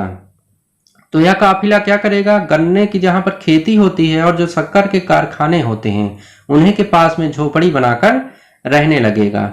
वह अपनी झोपड़ियां गन्ने के सूखे पत्तों और रस निकले गन्नों से बनाते हो। क्या करते हैं? झोपड़ियां कैसे बनाते हैं? गन्ने के जो सूखे पत्ते होते हैं और रस निकलने वाले जो गन्ने होते हैं उन्हीं से क्या करते हैं? अपनी झोपड़ी बना करके अपना निवास करते हैं। तो दोस्तों, इस तरह से हमने कक्षा 5 के टोटल 22 चैप्टर थे, हमने सभी चैप्टर को कवर कर लिया है। आप वीडियो को 2-3 बार देख लीजिएगा, आपको कुछ रटना नहीं है। आप पाठ 1 से लेकर के पाठ 22 तक इसे आराम से देख लीजिएगा। यदि आप इसे पूरा पढ़ लेंगे तो आपको बुक पढ़ने की जरूरत नहीं होगी। अब हम देखेंगे वन लाइनर प्रश्नों को जो कि एग्जाम में पूछे जाते हैं। तो वन लाइनर प्रश्नोत्तर के अंतर्गत सबसे पहले हम बात करेंगे परिवार और मित्र के बारे में। परिवार और मित्र से एग्जाम में जितने भी महत्वपूर्ण क्वेश्चन बन सकते हैं हम उन सभी के बारे में बात करने वाले हैं। तो इसका पहला पॉइंट है, परिवार से तात्पर्य माता पिता और बच्चों के संबंधों की व्यवस्था से है। यह कथन किसका है? तो इसका आंसर क्या है? क्लेयर। तो क्लेयर ने कहा था कि परिवार से तात्पर्य हमारा ऐसे परिवारों से है जिसमें माता पिता और बच्चों के संबंधों की व्यवस्था की बात की गई हो। तो यह कथन किसका था? क्लेयर का था। सेकंड पॉइंट है, परिवार कितने प्रकार के होते हैं? तो इसका आंसर हो जाएगा 2 प्रकार के। परिवार के 2 प्रकार के होते हैं, एकल परिवार और संयुक्त परिवार। एकल परिवार में माता पिता होते हैं और संयुक्त परिवार में बहुत सारे लोग हो सकते हैं। थर्ड पॉइंट है, संयुक्त परिवारों में कार्यकुशलता को किसके द्वारा बनाया जाता है? तो इसका आंसर क्या हो जाएगा? कार्य विभाजन के द्वारा। तो जो संयुक्त परिवार होते हैं वहां पर कार्यकुशलता को किसके द्वारा बनाया जाएगा? कार्य विभाजन के द्वारा बनाया जाएगा। अब नेक्स्ट क्वेश्चन है, एकल परिवार से तात्पर्य क्या है? तो ऐसा परिवार जिसमें माता पिता एवं उनके बच्चे रहते हों वह कैसा परिवार कहलाएगा? एकल परिवार। और संयुक्त परिवार कौन सा कहलाएगा? जिसमें माता पिता बच्चों के अलावा उनके अन्य रिश्तेदार भी रहते हों, तो वह कैसा परिवार हो जाएगा? संयुक्त परिवार हो जाएगा। नेक्स्ट है, हिंदू परंपरागत विश्वास के अनुसार विवाह क्या है? तो इसका आंसर हो जाएगा संस्कार। हिंदू रीति रिवाज में यह परंपरा है कि लोगों का विवाह किया जाता है। तो विवाह को हम क्या कह सकते हैं? वह एक प्रकार का संस्कार है। नेक्स्ट पॉइंट है, समरथ संबंध का उदाहरण किस प्रकार के परिवार में परिलक्षित होता है? तो इसका आंसर क्या हो जाएगा? एकल परिवार और संयुक्त परिवार। तो जो हमारे एकल परिवार होते हैं और संयुक्त परिवार होते हैं उन दोनों परिवारों में समरथ संबंध का उदाहरण देखा जाता है। नेक्स्ट पॉइंट है, सामाजिक जीवन का आधार क्या है? तो इसका आंसर क्या हो जाएगा? अनुशासन, सहयोग, सहिष्णुता। तो सामाजिक जीवन का आधार क्या कहलाएगा? अनुशासन हो, एक दूसरे का सहयोग करें और सहिष्णुता हो। थर्ड है, किसी परिवार को दर्शाया जाता है। तो परिवार को दर्शाने का माध्यम क्या होता है? पारिवारिक वृक्ष। तो इसका आंसर क्या हो जाएगा? पारिवारिक वृक्ष। तो पारिवारिक वृक्ष के द्वारा ही किसी परिवार को दर्शाया जाता है। नेक्स्ट पॉइंट है, किसी परिवार की किस प्रकार के परिवार की विश्व के सभी समाजों में पाए जाते हैं? तो इसका आंसर क्या हो जाएगा? नाभिक या तो एकाकी परिवार। जो एकाकी परिवार होते हैं वह विश्व के सभी समाजों में पाए जाते हैं। थर्ड पॉइंट है, पर्यावरण शिक्षा का कार्य नहीं है। तो पर्यावरण शिक्षा का कार्य क्या नहीं है? समाज में बेकारी और भूखमरी उत्पन्न को करना। तो भूखमरी उत्पन्न करना यह पर्यावरण शिक्षा का कार्य नहीं है। दोस्तों, जब यहाँ पर 4 ऑप्शन दिए जाएंगे तो आप आसानी से जज कर लेंगे कि इसमें से कौन सा आंसर हमारा नहीं होगा। नेक्स्ट पॉइंट है, जिस विवाह में उच्च जात की स्त्री निम्न जात के पुरुष से विवाह करती है उस विवाह को क्या कहते हैं? तो आंसर क्या हो जाएगा? प्रतिलोम विवाह। तो प्रतिलोम विवाह ऐसा विवाह होता है जिसमें कन्या तो उच्च जात की होती है परंतु जो पुरुष होता है वह निम्न जात का होता है। तो यह विवाह कैसा कहलाएगा? प्रतिलोम विवाह कहलाएगा। नेक्स्ट पॉइंट है, बच्चों को समाजीकरण का पहला पाठ कहाँ से प्राप्त होता है? तो जो बच्चे होते हैं उन्हें समाजीकरण का पहला पाठ कहाँ से प्राप्त होगा? परिवार से प्राप्त होगा, क्योंकि वह परिवार में जन्म लेते हैं, परिवार से सब कुछ सीखते हैं, तो उन्हें समाजीकरण का पहला पाठ परिवार से ही प्राप्त होगा। नेक्स्ट पॉइंट है, भारत में लड़के एवं लड़कियों की विवाह योग्य न्यूनतम आयु क्या है? तो आंसर क्या हो जाएगा? 21 वर्ष एवं 18 वर्ष। तो हमारे जो भारत में लड़कों के विवाह की न्यूनतम आयु 21 वर्ष है और लड़कियों की कितना है, 18 वर्ष है। नेक्स्ट पॉइंट है, भारत में बढ़ते तलाक के कारण कौन कौन से हैं? तो क्या हो जाएगा इसका आंसर, महिलाओं का आर्थिक स्वावलंबन। दोस्तों कारण तो बहुत हो सकते हैं, यह आंसर पे डिपेंड करेगा, परंतु जो 4 ऑप्शन दिए गए थे उसमें से सबसे उपयुक्त कारण था महिलाओं का आर्थिक स्वावलंबन। नेक्स्ट पॉइंट है, दहेज रोधक अधिनियम कब बना था? तो कब बना था, 1961 में बना था। तो दहेज रोधक अधिनियम सन 1961 में बना था। नेक्स्ट पॉइंट है, प्राथमिक समाजीकरण क्या है?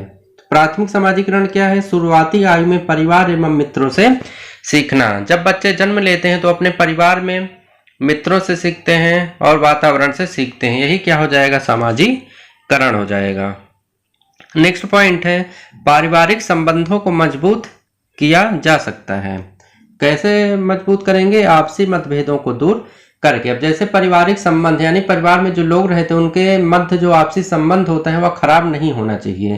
तो इसको हम कैसे दूर कर सकते हैं? आपसी मतभेदों को दूर करके। यदि किसी के मन में किसी दूसरे के प्रति कोई बात है तो आप उसे आपस में बात करके सुलझाया जा सकता है। इससे क्या होगा कि हमारे पारिवारिक संबंध का मतभेद दूर किया जा सकेगा और इससे हमारा परिवार मजबूत होगा। नेक्स्ट पॉइंट है, सामाजिक जीवन की प्रथम पाठशाला की संज्ञा निम्न में से किसे दी गई है?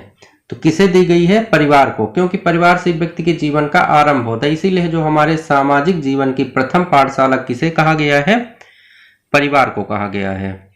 नेक्स्ट पॉइंट है, मानव रुधिर वर्ग की खोज सर्वप्रथम किस वैज्ञानिक ने की थी? तो इसका आंसर क्या हो जाएगा, लैंड स्टेनर। तो मानव रुधिर वर्ग की खोज किसने की थी? सबसे पहले लैंड स्टेनर ने की थी। अब हम पहले बात कर चुके थे एकल परिवार की। तो एकल परिवार में क्या था, माता पिता और उनके बच्चे थे। इस पॉइंट में बताया गया है संयुक्त परिवार के बारे में। संयुक्त परिवार ऐसा परिवार होता है जहां पे दादा दादी, चाचा चाची, ताऊ ताई, बुआ फूफा, माँ बाप और बच्चे रहते हैं, वहां कैसा परिवार कहलाएगा, संयुक्त परिवार कहलाएगा। एकल परिवार के अलावा जो भी होंगे वह संयुक्त परिवार होंगे। यदि आपसे प्रश्न में कहीं भी माता पिता और बच्चों के अलावा यदि कोई तीसरा व्यक्ति आ जाता है तो वह क्या हो जाएगा, संयुक्त परिवार हो जाएगा। 21 पॉइंट है, आपसी संबंध का शाब्दिक अर्थ क्या है? प्रत्येक परिस्थिति में एक दूसरे का साथ देना। आपसी संबंध यानी कि आपस में संबंध, एक दूसरे के साथ देंगे तो उसे क्या कहेंगे, आपसी संबंध कहेंगे। नेक्स्ट पॉइंट है, एकल परिवार के अधिक प्रचलित होने का कारण क्या है? कौन सा कारण है? जनसंख्या, महंगाई और कलह की संभावना। अब जैसे आप जानते होंगे कि आज के डेट में बहुत ज़्यादा महंगाई बढ़ गई है, इसीलिए एकल परिवार ज़्यादा प्रचलित हो रहे हैं, क्योंकि जनसंख्या बढ़ने की वजह से, महंगाई की वजह से, कलह यानी लड़ाई होने की संभावना की वजह से आजकल एकल परिवार ज़्यादा प्रचलित हो रहे हैं। निम्न में से एकल परिवार का एक गुण है, व्यक्तित्व के विकास का अवसर। तो एकल परिवार का एक प्रमुख गुण कौन सा है? व्यक्तित्व के विकास का अवसर है। नेक्स्ट पॉइंट है, संयुक्त परिवार का गुण नहीं है आलस्य का भाव। यदि आप आलस्य का भाव रखेंगे तो वह संयुक्त परिवार का गुण नहीं कहलाएगा। नेक्स्ट है, परिवार की परिकल्पना के पीछे आधारभूत तथ्य क्या है? तो आंसर क्या हो जाएगा, मानव का सामाजिक प्राणी होना। तो जो परिवार की परिकल्पना होती है उसके पीछे आधारभूत तत्व क्या हो जाएगा, मानव का सामाजिक प्राणी होना। नेक्स्ट पॉइंट है, निम्न में से परिवार किसका एक संघ है? तो आंसर हो जाएगा दैनिक आवश्यकताओं की युक्ति का। तो परिवार किसका संघ हो जाएगा, दैनिक आवश्यकताओं की युक्ति का हो जाएगा। नेक्स्ट पॉइंट है, संयुक्त परिवारों में आश्रित व्यक्तियों की देखभाल में कोई परेशानी नहीं होती है, उन आश्रितों में शामिल हैं। तो कौन शामिल हो जाएंगे, वृद्ध यानी जो बूढ़े व्यक्ति हैं, अस्वस्थ बच्चे व्यक्ति यानी कि जो बीमार हैं, और बच्चे हो गए। नेक्स्ट पॉइंट है, छोटे बच्चों के समाजीकरण में खेलों द्वारा जो लाभ मिलता है वह क्या कहलाता है? तो क्या कहलाएगा, बालक सामाजिक प्रत्याशियों के अनुकूल समायोजन सीख लेगा। तो छोटे बच्चों के सामाजिकरण में खेलों द्वारा कौन सा लाभ मिलेगा, बच्चा जो होता है सामाजिक प्रत्याशा के अनुकूल समायोजन यानी कि एक दूसरे से समायोजन करना सीख जाएगा। नेक्स्ट पॉइंट है, जिस परिवार में एक पुरुष की एक से अधिक पत्नी हो वह परिवार क्या कहलाता है? कौन सा परिवार कहलाएगा, बहुविवाह परिवार। यानी कि जिस परिवार में एक पुरुष की एक से ज्यादा पत्नी रहती हो तो वह बहुविवाह परिवार कहलाएगा। परिवार निर्माण का दायित्व किसका होता है? तो परिवार निर्माण का दायित्व किसका होता है, पति और पत्नी का होता है। तो दोस्तों इस तरह से हमने परिवार और मित्र से बनने वाले सभी महत्वपूर्ण क्वेश्चनों को कवर किया है। अब हम नेक्स्ट देखेंगे जंतु चैप्टर से कितने महत्वपूर्ण क्वेश्चन बन सकते हैं। तो इसका पहला पॉइंट है, निम्न में से कौन सा जानवर अंडे देता है? तो हमारा आंसर क्या हो जाएगा? पेंगुइन। जो पेंगुइन जानवर होता है वो अंडे देने का काम करता है। नेक्स्ट पॉइंट है, कौन सा जानवर अपने पहले एक तरफ के दोनों पैर आगे बढ़ाता है और फिर दूसरी तरफ के दोनों पैर आगे बढ़ाता है? तो वह कौन सा जानवर हो जाएगा? जिराफ। दोस्तों जिराफ एक ऐसा जानवर है जो पहले अपने एक तरफ के दोनों पैर आगे बढ़ाएगा, पहले आगे का बढ़ा लेगा, फिर क्या करेगा? वह पीछे के दोनों पैर बढ़ाएगा। नेक्स्ट पॉइंट है, हमारे आसपास में पाए जाने वाले निम्न जानवरों में से किस जानवर का प्रयोग मनोरंजन के लिए किया जाता है? तो इसका आंसर क्या हो जाएगा? बंदर। आप देखते ही होंगे लोग आते हैं बंदर का खेल दिखाते हैं, तो बंदर एक ऐसा जानवर होता है जिसका प्रयोग लोग मनोरंजन के लिए भी करते हैं। नेक्स्ट पॉइंट है, सूरज के पास एक पालतू गाय है, उसके अध्यापक गाय को स्तनधारी जंतु बताते हैं क्योंकि यह बच्चा देती है। तो इस पॉइंट से यह स्पष्ट होता है कि स्तनधारी जंतु कौन से जंतु होते हैं? जो कि बच्चे को देते हैं। नेक्स्ट पॉइंट है, पशुओं को किसी विशिष्ट उद्देश्य के लिए रखना व पालन पोषण करना क्या कहलाता है? तो आंसर क्या हो जाएगा? पशु पालन। तो पशुओं को किसी विशिष्ट उद्देश्य के रखना, जैसे लोग गांव में गाय भैंस रखते हैं, उसकी सेवा करते हैं, उससे उनको दूध मिलता है, तो क्या कहलाएगा? पशु पालन कहलाएगा। यानी कि पशुओं को किसी विशेष उद्देश्य के लिए रखना, आप उनको किसी काम के लिए रख रहे हैं और उनका आप क्या कर रहे हैं? सेवा कर रहे हैं, तो क्या कहलाएगा? पशुपालन कहलाएगा। नेक्स्ट पॉइंट है, जंतुओं का वर्गीकरण किन किन आधारों पर होता है? तो इसका आंसर क्या हो जाएगा? पोषण, आवास और शारीरिक रचना। तो जंतुओं का वर्गीकरण 3 आधार पर होगा। पोषण के आधार पर होगा, उनके आवासों के आधार पर होगा और शारीरिक रचना के आधार पर भी जंतुओं का वर्गीकरण किया जाता है। नेक्स्ट पॉइंट है, अन्य मृत जंतुओं पर निर्वाह करने वाले प्राणी को क्या कहते हैं? तो उसे क्या कहते हैं? स्क्वेंजर। स्क्वेंजर वह जंतु होते हैं जो मृत जंतुओं पर निर्वाह करते हैं, यानी कि जो मरे हुए जंतुओं पर डिपेंड होते हैं, तो ऐसे जानवरों को क्या कहेंगे? स्क्वेंजर। नेक्स्ट पॉइंट है, जीवों के व्यवहार का अध्ययन किया जाता है। तो जीवों के व्यवहार का अध्ययन कहां पर किया जाता है? इथोलॉजी में किया जाता है। तो आपको यह भी याद रखना, इथोलॉजी में क्या किया जाएगा? जीवों के व्यवहार का अध्ययन किया जाएगा। नेक्स्ट पॉइंट है, रात में जागने वाले जानवर हर चीज को किस रंग में देखते हैं? तो कौन सा रंग होता है? केवल काली और सफेद। तो जो जानवर रात में जागते हैं वह ज्यादातर केवल काले रंग को देखते हैं या तो सफेद रंग को ही देखते हैं। नेक्स्ट पॉइंट है, निम्न में से कौन सा गर्म पौधों को जंतुओं से अलग करता है? तो इसका आंसर क्या हो जाएगा? क्लोरोफिल तथा रसधानी। जो क्लोरोफिल होता है वह गर्म पौधों को जंतुओं से अलग करने का काम करता है। नेक्स्ट पॉइंट है, कौन सा पक्षी पेड़ की ऊंची डाल पर घोंसला बनाता है? यह पक्षी हो सकता है, तो कौन सा पक्षी होगा? कौवा। दोस्तों जो कौवा होता है वो पेड़ की जो ऊंची ऊंची डाल पर होती है वहां पर जाकर के अपना घोंसला बनाता है और वहीं पर बैठता है, तो इसका आंसर क्या हो जाएगा? कौवा। नेक्स्ट है, टैडपोल किसके जीवन की प्रारंभिक अवस्था है? तो इसका आंसर क्या हो जाएगा? मेढक। जो टैडपोल होता है वो मेढक की प्रारंभिक अवस्था को उस नाम से जाना जाता है। नेक्स्ट पॉइंट है, भैंस की पीठ पर अक्सर बगुला पक्षी बैठा दिखाई देता है। ऐसा इसलिए होता है क्योंकि बगुला भैंस की पीठ पर बैठकर परजीवी कीट खाता है। तो इसका आंसर क्या हो जाएगा? आपने देखा होगा कि भैंस की पीठ पर अक्सर बगुले बैठे रहते हैं, तो इसका कारण क्या होता है कि बगुले जो होते हैं भैंस की पीठ पर बैठ करके परजीवी कीटों को खाते हैं, इसीलिए इन दोनों में आपस में संबंध होता है। नेक्स्ट पॉइंट है, इनकी 1859 की पुस्तक जिनका नाम था on the origin of species में इनके प्राकृतिक चयन संबंधी शोध का वितरण है। यह उद्भव जीव विज्ञान में मील का पत्थर है। इस पुस्तक के रचयिता कौन है? तो इसका आंसर क्या हो जाएगा? Charles Darwin. चार्ल्स डार्विन की 1859 में बुक आई थी, उसका नाम था on the origin of species. इस बुक में उन्होंने प्राकृतिक चयन संबंधी शोध का विवरण दिया है। इसके अलावा यह उद्भव जीव विज्ञान में मील का पत्थर है, उन्होंने इस बुक में बताया है। तो इस बुक का नाम क्या था? On the origin of species, और इसके रचयिता कौन है? Charles Darwin. नेक्स्ट पॉइंट में सहभोजी के बारे में बताया गया है कि सहभोजी कौन से जानवर होते हैं? जब एक जीव लाभ लेता है बिना दूसरे सहवासी जीव को प्रभावित किए हुए तो वह क्या कहलाएगा? सहभोजी।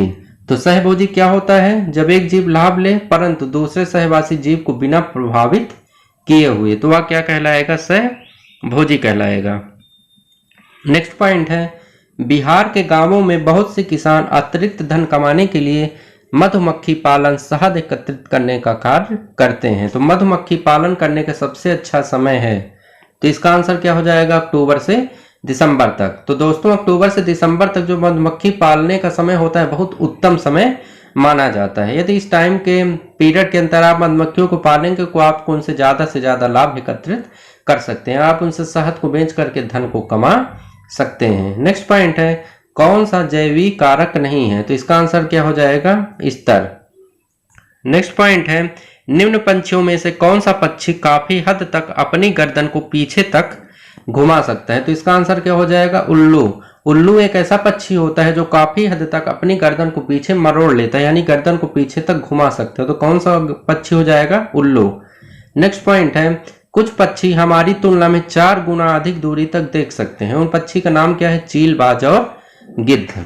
चीलबाज और गिद्ध ऐसे पक्षी होते हैं जो हमसे 4 गुना अधिक दूरी तक देख सकते हैं।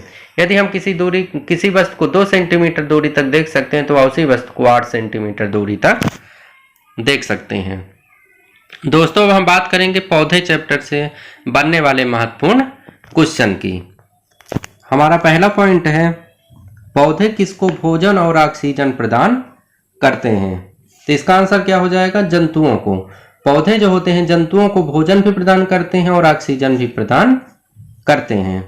नेक्स्ट पॉइंट है, हमारे आस पड़ोस में पाए जाने वाली अधिकतर पेड़ पौधों की पत्तियां क्यों हरी होती हैं? क्यों हरी होती हैं? पत्तियों में पाए जाने वाले पर्णहरित के कारण। तो पत्तियों का हरा रंग होने का कारण क्या है? पर्णहरित के कारण पौधों में पाई जाने वाली पत्तियां हरी होती हैं। नेक्स्ट पॉइंट है, निम्न में से कौन द्वितीयक जड़ का उदाहरण है? तो द्वितीयक जड़ का उदाहरण कौन सा है? घास होगा। यह ऑप्शन पे डिपेंड करेगा पर उसमें सबसे उपयुक्त आंसर घास था, इसलिए यहाँ पर घास को बताया गया है। नेक्स्ट पॉइंट है, सब्जी के रूप में उपयुक्त होने वाला आलू है। तो जो हम सब्जी में आलू की सब्जी बनाते हैं वो आलू क्या किसके कैटेगरी में आ जाएगा? तने की कैटेगरी में आएगा। नेक्स्ट पॉइंट है, प्रकाश संश्लेषण क्रिया में पादपों के द्वारा वातावरण से कौन सी गैस अवशोषित की जाती है? तो आंसर क्या हो जाएगा? Carbon dioxide. तो जब प्रकाश संश्लेषण की क्रिया होती है तो पादप होते हैं उनके द्वारा कार्बन डाइऑक्साइड गैस को क्या करते हैं? वो अवशोषित करते हैं। नेक्स्ट पॉइंट है, कांटेनुमा पत्तियों को दर्शाकर एक शिक्षक किस प्रकार के पौधों के बारे में पढ़ा रहा है? तो इसका आंसर क्या हो जाएगा? उभयधर्मी। उभयधर्मी पौधों को पढ़ाने के लिए शिक्षक क्या करता है? कांटेनुमा पत्तियों को दर्शा करके दिखाता है। तो यह कौन सा पौधा हो जाएगा? उभयधर्मी हो जाएगा। नेक्स्ट पॉइंट है, निम्न में से कौन सा वृक्ष का एक उदाहरण है? तो क्या हमारा आंसर क्या हो जाएगा? मेहंदी। मेहंदी आप हाथ में लगाते हैं, मेहंदी देखते होंगे रोड के किनारे कहीं पर भी पत्ते में फैली रहती, तो वो एक प्रकार का क्या है? वृक्ष है। नेक्स्ट पॉइंट है, कीट भक्षी पादप जिस मृदा पर उगते हैं उसमें कौन सा तत्व नहीं होता है? तो इसका आंसर क्या हो जाएगा? नाइट्रोजन। तो जो कीट भक्षी होते हैं वो जिस मिट्टी पर उगते हैं उसमें नाइट्रोजन नहीं पाया जाता है।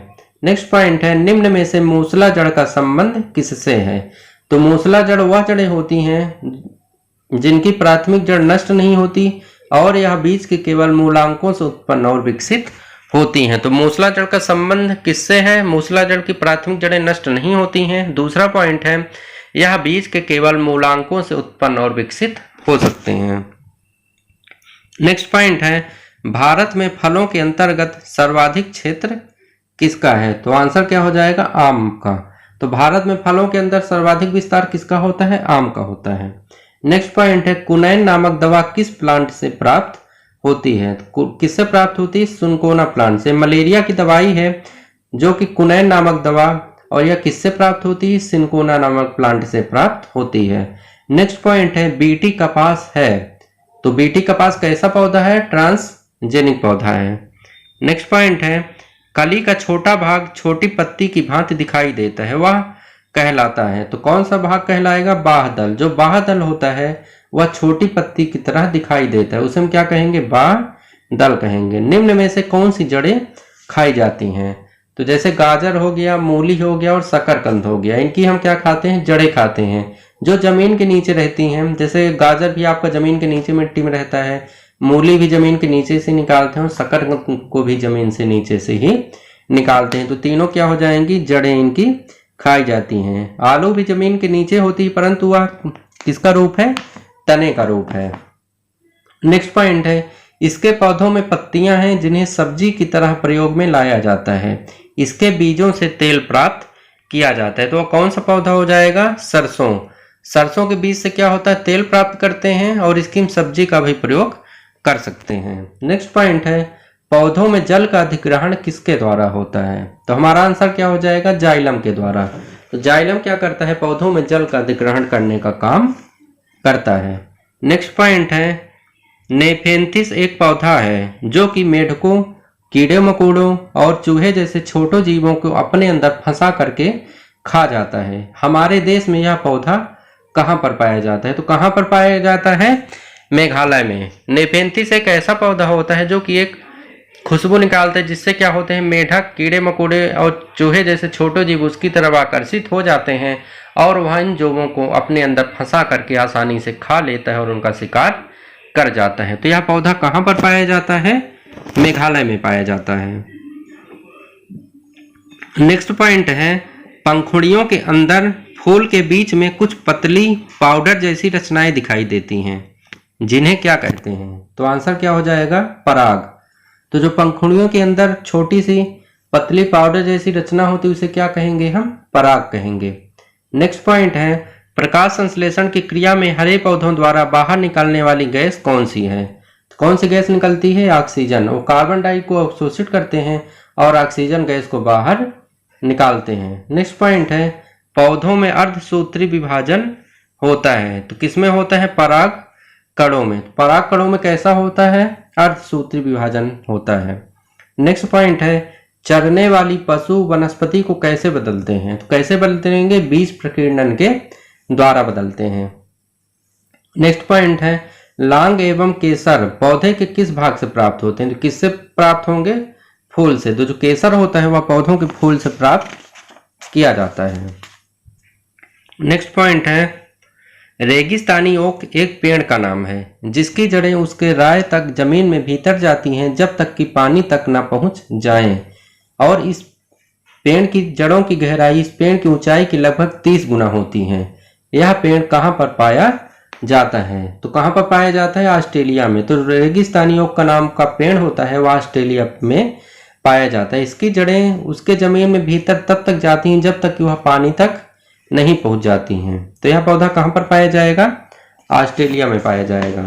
नेक्स्ट पॉइंट है, इनमें से कौन द्विबीजपत्री पौधा है? तो इसका आंसर क्या हो जाएगा? सरसों। जो सरसों का पौधा होता है वह द्विबीजपत्री होता है। नेक्स्ट पॉइंट है, निम्न में से कौन सा बीज नहीं है? तो आंसर क्या हो जाएगा? साबूदाना।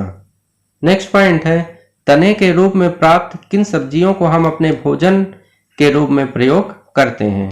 तो कौन कौन सी सब्जी होती हैं? आलू, अरबी और प्याज। यह तीनों किस में आती हैं? तने के अंतर्गत आती हैं और हम इन तीनों का प्रयोग सब्जियों में करते हैं, भोजन में करते हैं। अब हम देखेंगे भोजन से बनने वाले सभी महत्वपूर्ण प्रश्नों के बारे में। पहला पॉइंट है, जंतु भोजन के लिए किस पर निर्भर रहते हैं?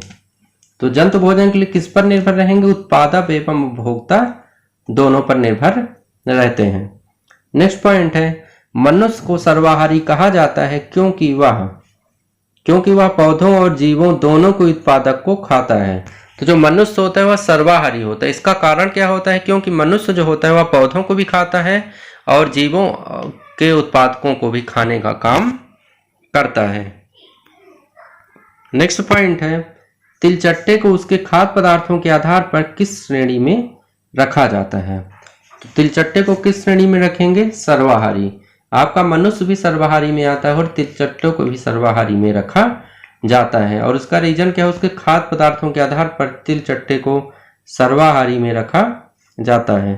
नेक्स्ट पॉइंट है, मृतजीवी जीवों को मृतजीवी इसलिए कहा जाता है क्योंकि, तो इसका कारण क्या हो जाएगा, क्योंकि वह मृत जीवों को खाते हैं। तो जो मृतजीवी जीव होते हैं उनको मृतजीवी कहने का कारण क्या होता है, क्योंकि वह मृत जीवों को अपना भोजन बनाते हैं। नेक्स्ट पॉइंट है, मनुष्य के शरीर के लिए ऊर्जा का प्रमुख स्रोत क्या है, तो इसका आंसर क्या हो जाएगा, कार्बोहाइड्रेट।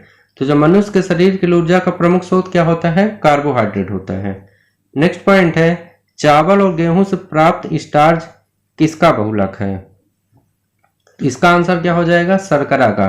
तो जो चावल और गेहूं से प्राप्त स्टार्च होगी वह शर्करा का बहुलक कहलाती है। नेक्स्ट पॉइंट है, दूध उत्पादों में मुख्यतः क्या क्या पाया जाता है, तो क्या क्या पाया जाता है, वसा पाई जाती है, कैल्शियम पाया जाता है और फास्फोरस पाई जाती है। जो दूध होता है और दूध से जो बने उत्पाद होते हैं उनमें प्रायतः वसा, कैल्शियम और फास्फोरस अच्छी मात्रा में पाया जाता है।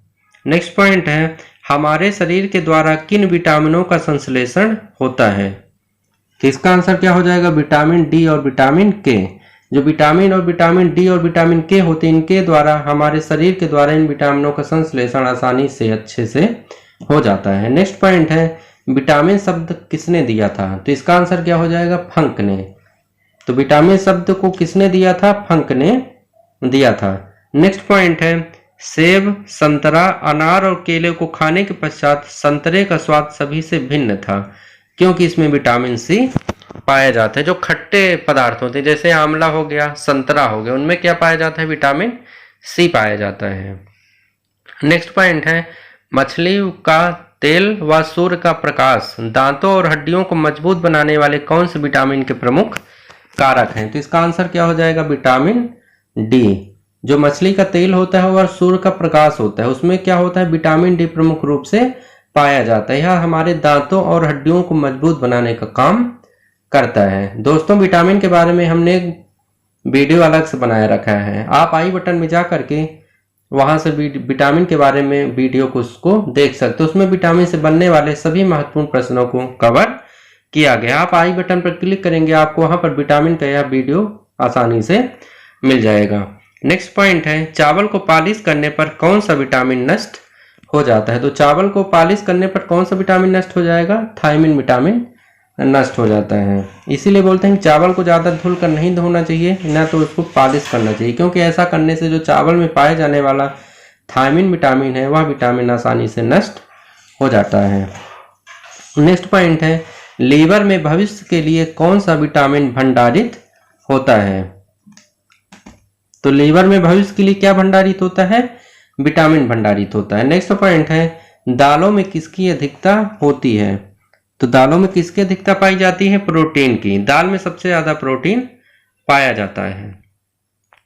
नेक्स्ट पॉइंट है, फलों का सेवन किन अवयवों की प्राप्ति के लिए किया जाता है, तो किसके लिए किया जाता है, विटामिन की प्राप्ति के लिए। यदि आप फल खाते हैं तो आपका यह तात्पर्य होता है जिससे आपको पर्याप्त मात्रा में समीन के लिए विटामिन मिल सके। नेक्स्ट पॉइंट है, संतुलित आहार में प्रोटीन युक्त पदार्थों का होना आवश्यक होता है क्योंकि, तो जो हम भोजन करते हैं उसमें हमारे प्रोटीन पदार्थों का होना आवश्यक है क्योंकि यह शारीरिक अवयवों के निर्माण में सहायक होते हैं। इसीलिए आपको बोला जाता है खाने में आप दाल का सेवन जरूर करें क्योंकि इसमें पर्याप्त मात्रा में प्रोटीन पाया जाता है। नेक्स्ट पॉइंट है, निम्न में से कौन सा विटामिन का प्रमुख कार्य है, तो विटामिन का प्रमुख कार्य क्या होता है, विटामिन जो होता है शरीर में कार्बोहाइड्रेट प्रदान करता है, प्रोटीन का गठन करता है और वसा का भी गठन करता है। नेक्स्ट पॉइंट है, संतुलित आहार में प्रोटीन युक्त पदार्थों का होना आवश्यक है क्योंकि यह शरीर में हमारी स्फूर्ति को बनाए रखता है, यह हमारे शरीर के अवयवों में निर्माण करता है, साथ ही साथ हमारे शरीर में स्फूर्ति भी बनाए रखता है और हमें तंदुरुस्ती आती है। नेक्स्ट पॉइंट है, मिड डे मील की शुरुआत कब हुई थी, तो हमारा आंसर क्या हो जाएगा, 1995 में। तो मिड डे मील की शुरुआत कब हुई थी, 1995 में हुई थी। नेक्स्ट पॉइंट है, भोजन पकाने की सर्वोत्तम विधि है, तो इसका आंसर क्या हो जाएगा, भाप में पकाना। यदि आप भाप में भोजन को पकाते हैं तो भोजन पकाने की सबसे उपयुक्त विधि मानी जाती है। नेक्स्ट पॉइंट है, उबालने से भोजन सुपाच्य तो हो जाता है परंतु वह सुरक्षित नहीं रहता है। तो यदि आप भोजन को उबालते हैं तो उससे क्या होगा, सुपाच्य तो हो जाता है, मतलब पचने योग्य तो हो जाता है परंतु वह सुरक्षित नहीं रहता है। नेक्स्ट पॉइंट है भोजन पकाने का एक ढंग भूनने का विकसित रूप है, उसे हम क्या कहेंगे? तो उसे क्या कहते हैं? सेंकना कहते हैं। तो जो भूनने का यानी भूनने का एक विकसित रूप क्या कहलाता है? सेंकना कहलाता है। नेक्स्ट पॉइंट है 10% का नियम किसने दिया था? तो 10% का नियम किसने दिया था? लिंडमैन ने दिया था। नेक्स्ट पॉइंट है बिहार के निवासियों का मुख्य भोजन है। तो बिहार के निवासियों का मुख्य भोजन क्या कहलाएगा? चावल। एक पॉइंट ये छूट गया था, शहद में क्या क्या पाया जाता है? शहद में शर्करा और एंजाइम प्रचुर मात्रा में पाई जाती है। नेक्स्ट है प्रोटीन का सर्वोत्तम स्रोत है। तो प्रोटीन का सर्वोत्तम स्रोत कौन सा होता है? सोयाबीन होता है। नेक्स्ट पॉइंट है ऊर्जा का पिरामिड कैसा होता है? तो ऊर्जा का पिरामिड कैसा होता है? सीधा होता है। दोस्तों मैं अब एक वीडियो भी बना दूंगा पिरामिड से संबंधित, कि जैसे किसी का पिरामिड उल्टा होता है तो किसी का पिरामिड सीधा होता है। पिरामिड को हम कैसे पहचानें कि किसका पिरामिड सीधा होता है और किसका उल्टा होता है, इसके बारे में मैं आपको विस्तृत वीडियो बना करके अपलोड कर दूंगा, आप उसे बाद में जा करके देख लीजिएगा। अभी से भी याद कर लीजिए कि ऊर्जा का पिरामिड कैसा होता है? सीधा होता है। नेक्स्ट पॉइंट है एक पोषण स्तर से दूसरे पोषण स्तर तक ऊर्जा का कितना भाग स्थानांतरित होता है? तो इसका आंसर क्या हो जाएगा? 10%। तो एक पोषण स्तर से दूसरे पोषण स्तर तक जाने में ऊर्जा का मात्र 10% स्थानांतरित हो सकता है। नेक्स्ट पॉइंट है निम्न में से किस वर्ग में प्रोटीन की प्रचुरतम मात्रा पाई जाती है? तो हमारा आंसर क्या हो जाएगा? सोयाबीन, चना और मक्का। जो सोयाबीन होता है और चना और मक्के में क्या होता है? प्रोटीन की प्रचुर मात्रा पाई जाती है। नेक्स्ट पॉइंट है भिंडी में कौन कौन सा विटामिन पाया जाता है? तो भिंडी में विटामिन ए और विटामिन सी प्रचुर मात्रा में पाया जाता है। इसके अलावा फास्फोरस भी भिंडी मात्रा में पाया जाता है। नेक्स्ट पॉइंट है पके हुए चावल रेफ्रिजरेटर में अपेक्षाकृत लंबे समय तक परीक्षित किए जा सकते हैं क्योंकि? इसका आंसर क्या हो जाएगा? रेफ्रिजरेटर जो होता है उसमें कुछ ऐसे रसायन होते हैं जो रोगाणुओं को नष्ट कर देते हैं। इसीलिए जैसे आप रेफ्रिजरेटर यानी फ्रिज में कोई सामान रख देते हैं तो ज्यादा समय तक चल सकता है, क्योंकि उसके अंदर कुछ विशिष्ट प्रकार के रसायन पाए जाते हैं जो कि क्या करते हैं? रोगाणुओं को नष्ट कर देते हैं और हमारा सामान ज्यादा समय तक चल सकता है। नेक्स्ट पॉइंट है यदि एक मेढक एक डिब्बे को दर्शाता है तो ऊर्जा का स्थानांतरण होगा। तो इसमें किसमें स्थानांतरण होगा? प्राथमिक उपभोक्ता से दूसरे उपभोक्ता में स्थानांतरण होगा। ऊर्जा के स्थानांतरण से संबंधित मैं एक वीडियो बनाऊंगा जिसमें यह भी जैसे खाद्य श्रृंखला हो गई, खाद्य जाल हो गई, उसी समय यह आएगा कि ऊर्जा का स्थानांतरण सीधा होता है, उल्टा होता है, कितने प्रतिशत स्थानांतरण होता है, उसको भी मैं नेक्स्ट वीडियो में आपको डिस्कस करके बताऊंगा। नेक्स्ट पॉइंट है निम्न में से कौन सा अलग समूह से संबंधित है? तो इसका आंसर क्या हो जाएगा? नीम। नीम जो होता है अलग समूह से संबंधित है। यह ऑप्शन पे डिपेंड करेगा कि नीम होगा, क्या आंसर होगा। फिलहाल जो इसमें सबसे करेक्ट आंसर है वह क्या हो जाएगा? नीम होगा। नेक्स्ट पॉइंट है इंसुलिन की रासायनिक प्रकृति है। तो इंसुलिन की जो रासायनिक प्रकृति क्या होती है? प्रोटीन होती है। नेक्स्ट पॉइंट है गैसीय अपशिष्ट है। तो गैसीय अपशिष्ट क्या होता है? लकड़ी, कोयले से जलने वाला धुआं। जो कोयले या तो लकड़ी को जलाने से धुआं निकलता है वह क्या करता है? गैसीय अपशिष्ट का काम करता है। नेक्स्ट पॉइंट है जैविक समुदाय में प्राथमिक उपभोक्ता है। तो जैविक समुदाय में प्राथमिक उपभोक्ता कौन कौन से होते हैं? शाकाहारी होते हैं। अगला पार्ट है आश्रय। अब हम आश्रय से बनने वाले सभी महत्वपूर्ण प्रश्नों को देखेंगे। इसका पहला पॉइंट है मरुस्थलों में रहने वाले जंतु दिन के अधिक ताप से बचने के लिए क्या करते हैं? तो क्या करते हैं? भूमि के नीचे रहते हैं, क्योंकि जो मरुस्थल में रहने वाले जंतु होते हैं वहां पर दिन में बहुत अधिक तापमान पाया जाता है, तो अपने शरीर को तापमान से बचाने के लिए क्या करते हैं? जमीन के नीचे रहते हैं, जिससे कि वह ताप से बच सकें। नेक्स्ट पॉइंट है हमारे आस पड़ोस के तालाबों में स्थित पौधों की संरचना होती है। तो जो हमारे आस पड़ोस के तालाब होते हैं उनमें पौधों की संरचना किस प्रकार की पाई जाती है? जो उनका तना होता है वह लंबा होता है, खोखला होता है और हल्का होता है। तो जो हमारे आसपास तालाब पाए जाएंगे उनकी संरचना आपको याद रखना है। क्या होगा? उनका तना लंबा होगा, खोखला होगा और थोड़ा हल्का होता है, वजनी नहीं होता है। नेक्स्ट पॉइंट है निम्न में से कौन उभयचर है? तो इसका आंसर क्या हो जाएगा? मगरमच्छ।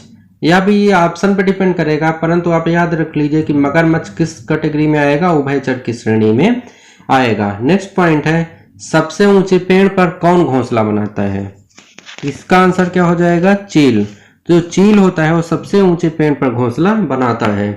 परंतु यह पूछ लिया जाए कि कौन सा पक्षी पेड़ की ऊंची डाल पर अपना घोंसला बनाता है, तो आंसर क्या हो जाएगा? कौवा। सबसे ऊंची पेड़ पर घोंसला तो बनाता है चील, परंतु पेड़ की ऊंची डाली पर घोंसला कौन सा बनाएगा? कौवा बनाएगा। नेक्स्ट पॉइंट हो गया, नगरीय अधिवास में कौन सी विशेषता नहीं मिलती है? तो आंसर क्या हो जाएगा? पेशों का विशेषीकरण।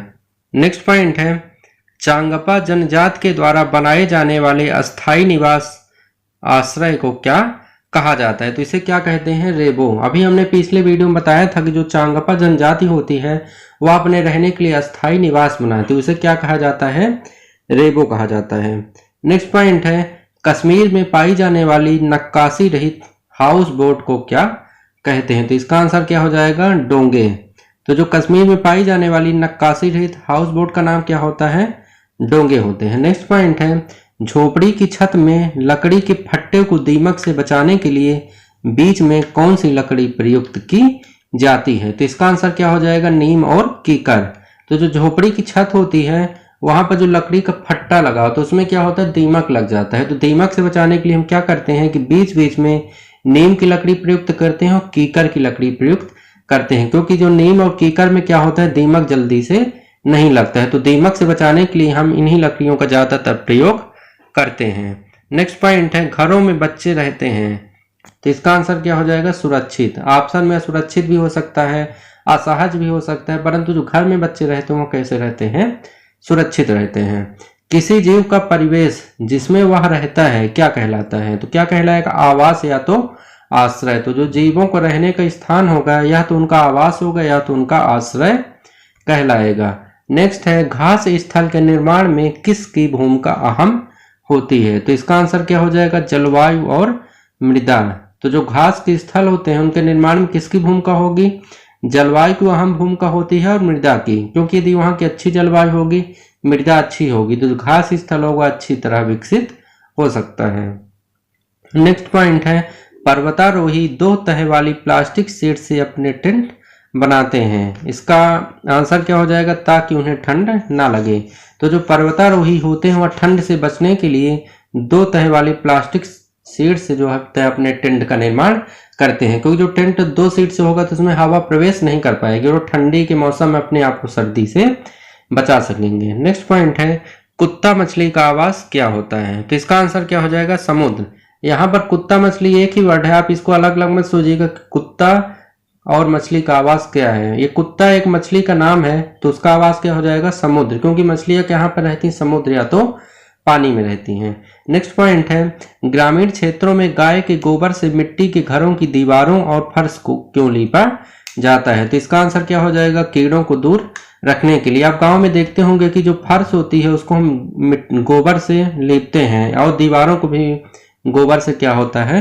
पोता जाता है। तो इसका कारण क्या होता है? कीड़ों को दूर रखने के लिए, क्योंकि जो कीड़े होते हैं गोबर की महक को सूंघ करके आसपास नहीं आते हैं और हमारा घर क्या होता है? सुरक्षित बना रहता है।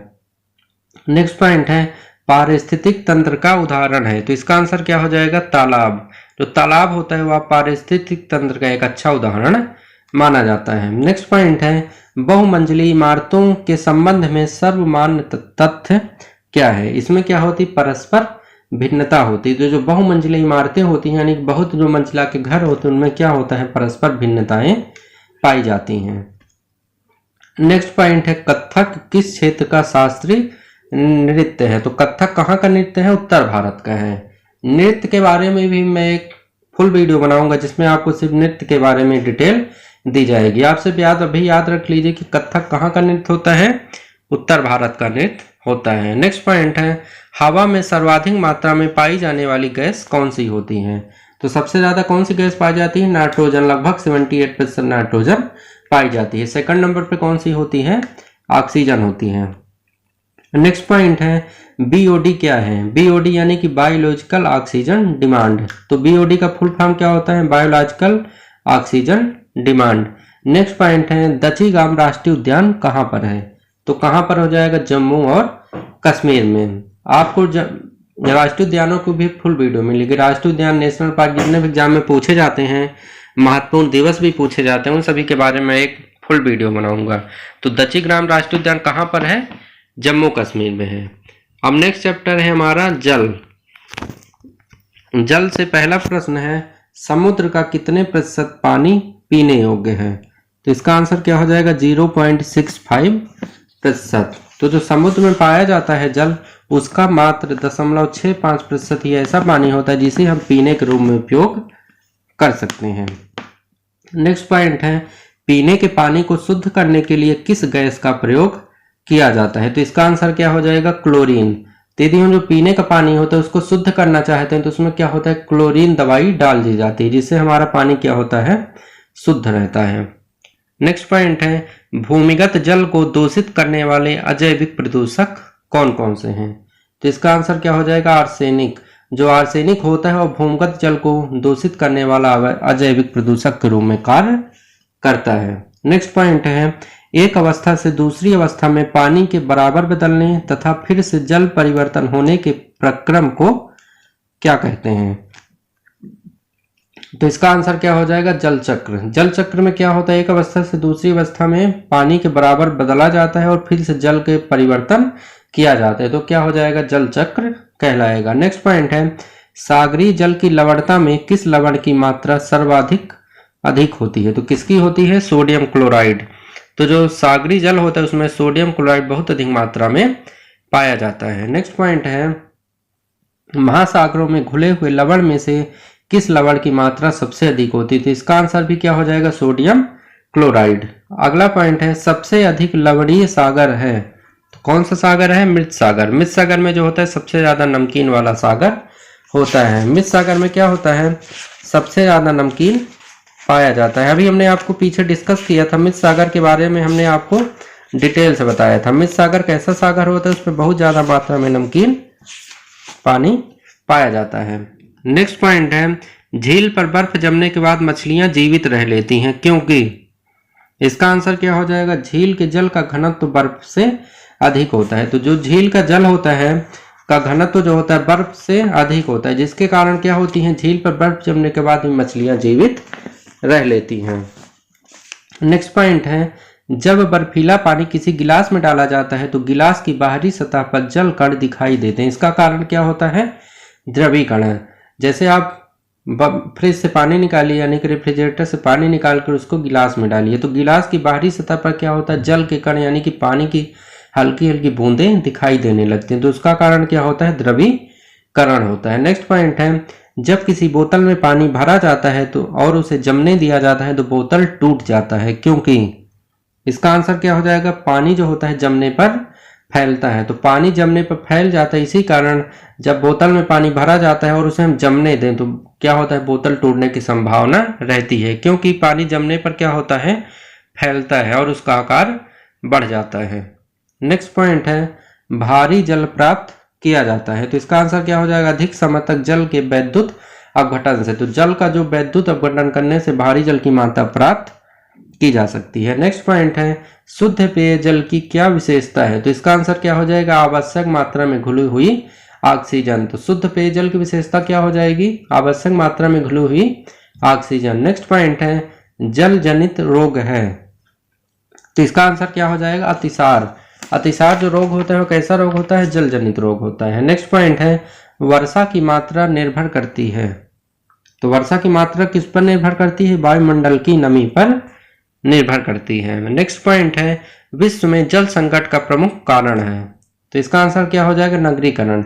नगरीकरण ही जल संकट का प्रमुख कारण होता है। कहीं कई बार आपका औद्योगिकरण भी मिलेगा, पर ऑप्शन पर डिपेंड करेगा। सबसे बेस्ट आंसर कौन सा हो जाएगा? नगरीकरण। नेक्स्ट पॉइंट है, संसार में अधिकतम ट्यूबवेल किस देश में पाए जाते हैं? तो भारत में। भारत में क्या होता है? सबसे अधिक मात्रा में ट्यूबवेल पाए जाते हैं, क्योंकि यहाँ पर हमारे सिंचाई का जो साधन ही होता है ट्यूबवेल से करते हैं, नहर से करते हैं। इसीलिए यदि ये पूछा जाए कि संसार में सबसे अधिक ट्यूबवेल कहाँ पर है, तो कहाँ पर हो जाएगा? भारत में। नेक्स्ट पॉइंट है, स्पर्श गंगा अभियान का मुख्य उद्देश्य क्या है? तो इसका आंसर क्या हो जाएगा? गंगा की स्वच्छता। तो गंगा की साफ स्वच्छता ही करना स्पर्श गंगा अभियान का हमारा मुख्य उद्देश्य है। नेक्स्ट पॉइंट है, कौन सी बीमारी दूषित जल पीने से फैलती है? तो इसका आंसर क्या हो जाएगा? टाइफाइड। जो टाइफाइड बीमारी होती है वह दूषित जल पीने से बहुत अधिक मात्रा में फैल जाती है। इसीलिए टाइफाइड से यदि आपको बचना है तो आपको क्या होता है? शुद्ध पानी पीना चाहिए। और पानी को शुद्ध करने के लिए क्या करते हैं? उसमें क्लोरीन की मात्रा, क्लोरीन गैस को मिला देते हैं। नेक्स्ट पॉइंट है, सागरीय जल में कितने प्रतिशत लवणता पाई जाती है? तो इसका आंसर क्या हो जाएगा? 35%। तो जो सागर का जल होता है उसमें लवणता कितना पाई जाती है? 35% पाई जाती है। तो दोस्तों इस तरह से हमने इस वीडियो में कक्षा 5 की NCERT बुक को पूरी तरह से कवर कर लिया है। सबसे पहले हमने पार्ट 1 से लेकर के पार्ट 22 तक से बनने वाले सभी महत्वपूर्ण प्रश्नों को देखा है। इसके बाद अंत में हमने वन लाइनर प्रश्नों को कवर किया है कि एग्जाम में कैसे प्रश्न पूछे जाते हैं। दोस्तों नेक्स्ट वीडियो में हम कक्षा 3 और कक्षा 4 के बारे में देखेंगे। कक्षा 5 तो पूरी तरह से कवर हो चुका है।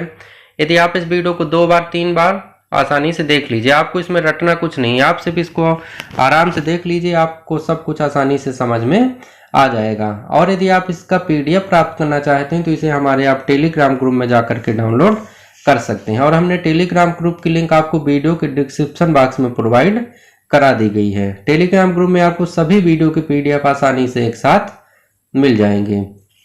दोस्तों यदि आपको यह वीडियो अच्छा लगा तो इसे लाइक करिएगा और अपने दोस्तों के साथ शेयर करिएगा। और यदि आप हमारे इस चैनल पर नए हैं तो इसे सब्सक्राइब भी करिएगा। और सब्सक्राइब करने के बाद बेल आइकन पर जरूर प्रेस कीजिएगा ताकि मैं जो इसी तरह की महत्वपूर्ण वीडियो बनाऊं तो आपके पास वो आसानी से पहुंच सके। Thanks for watching video.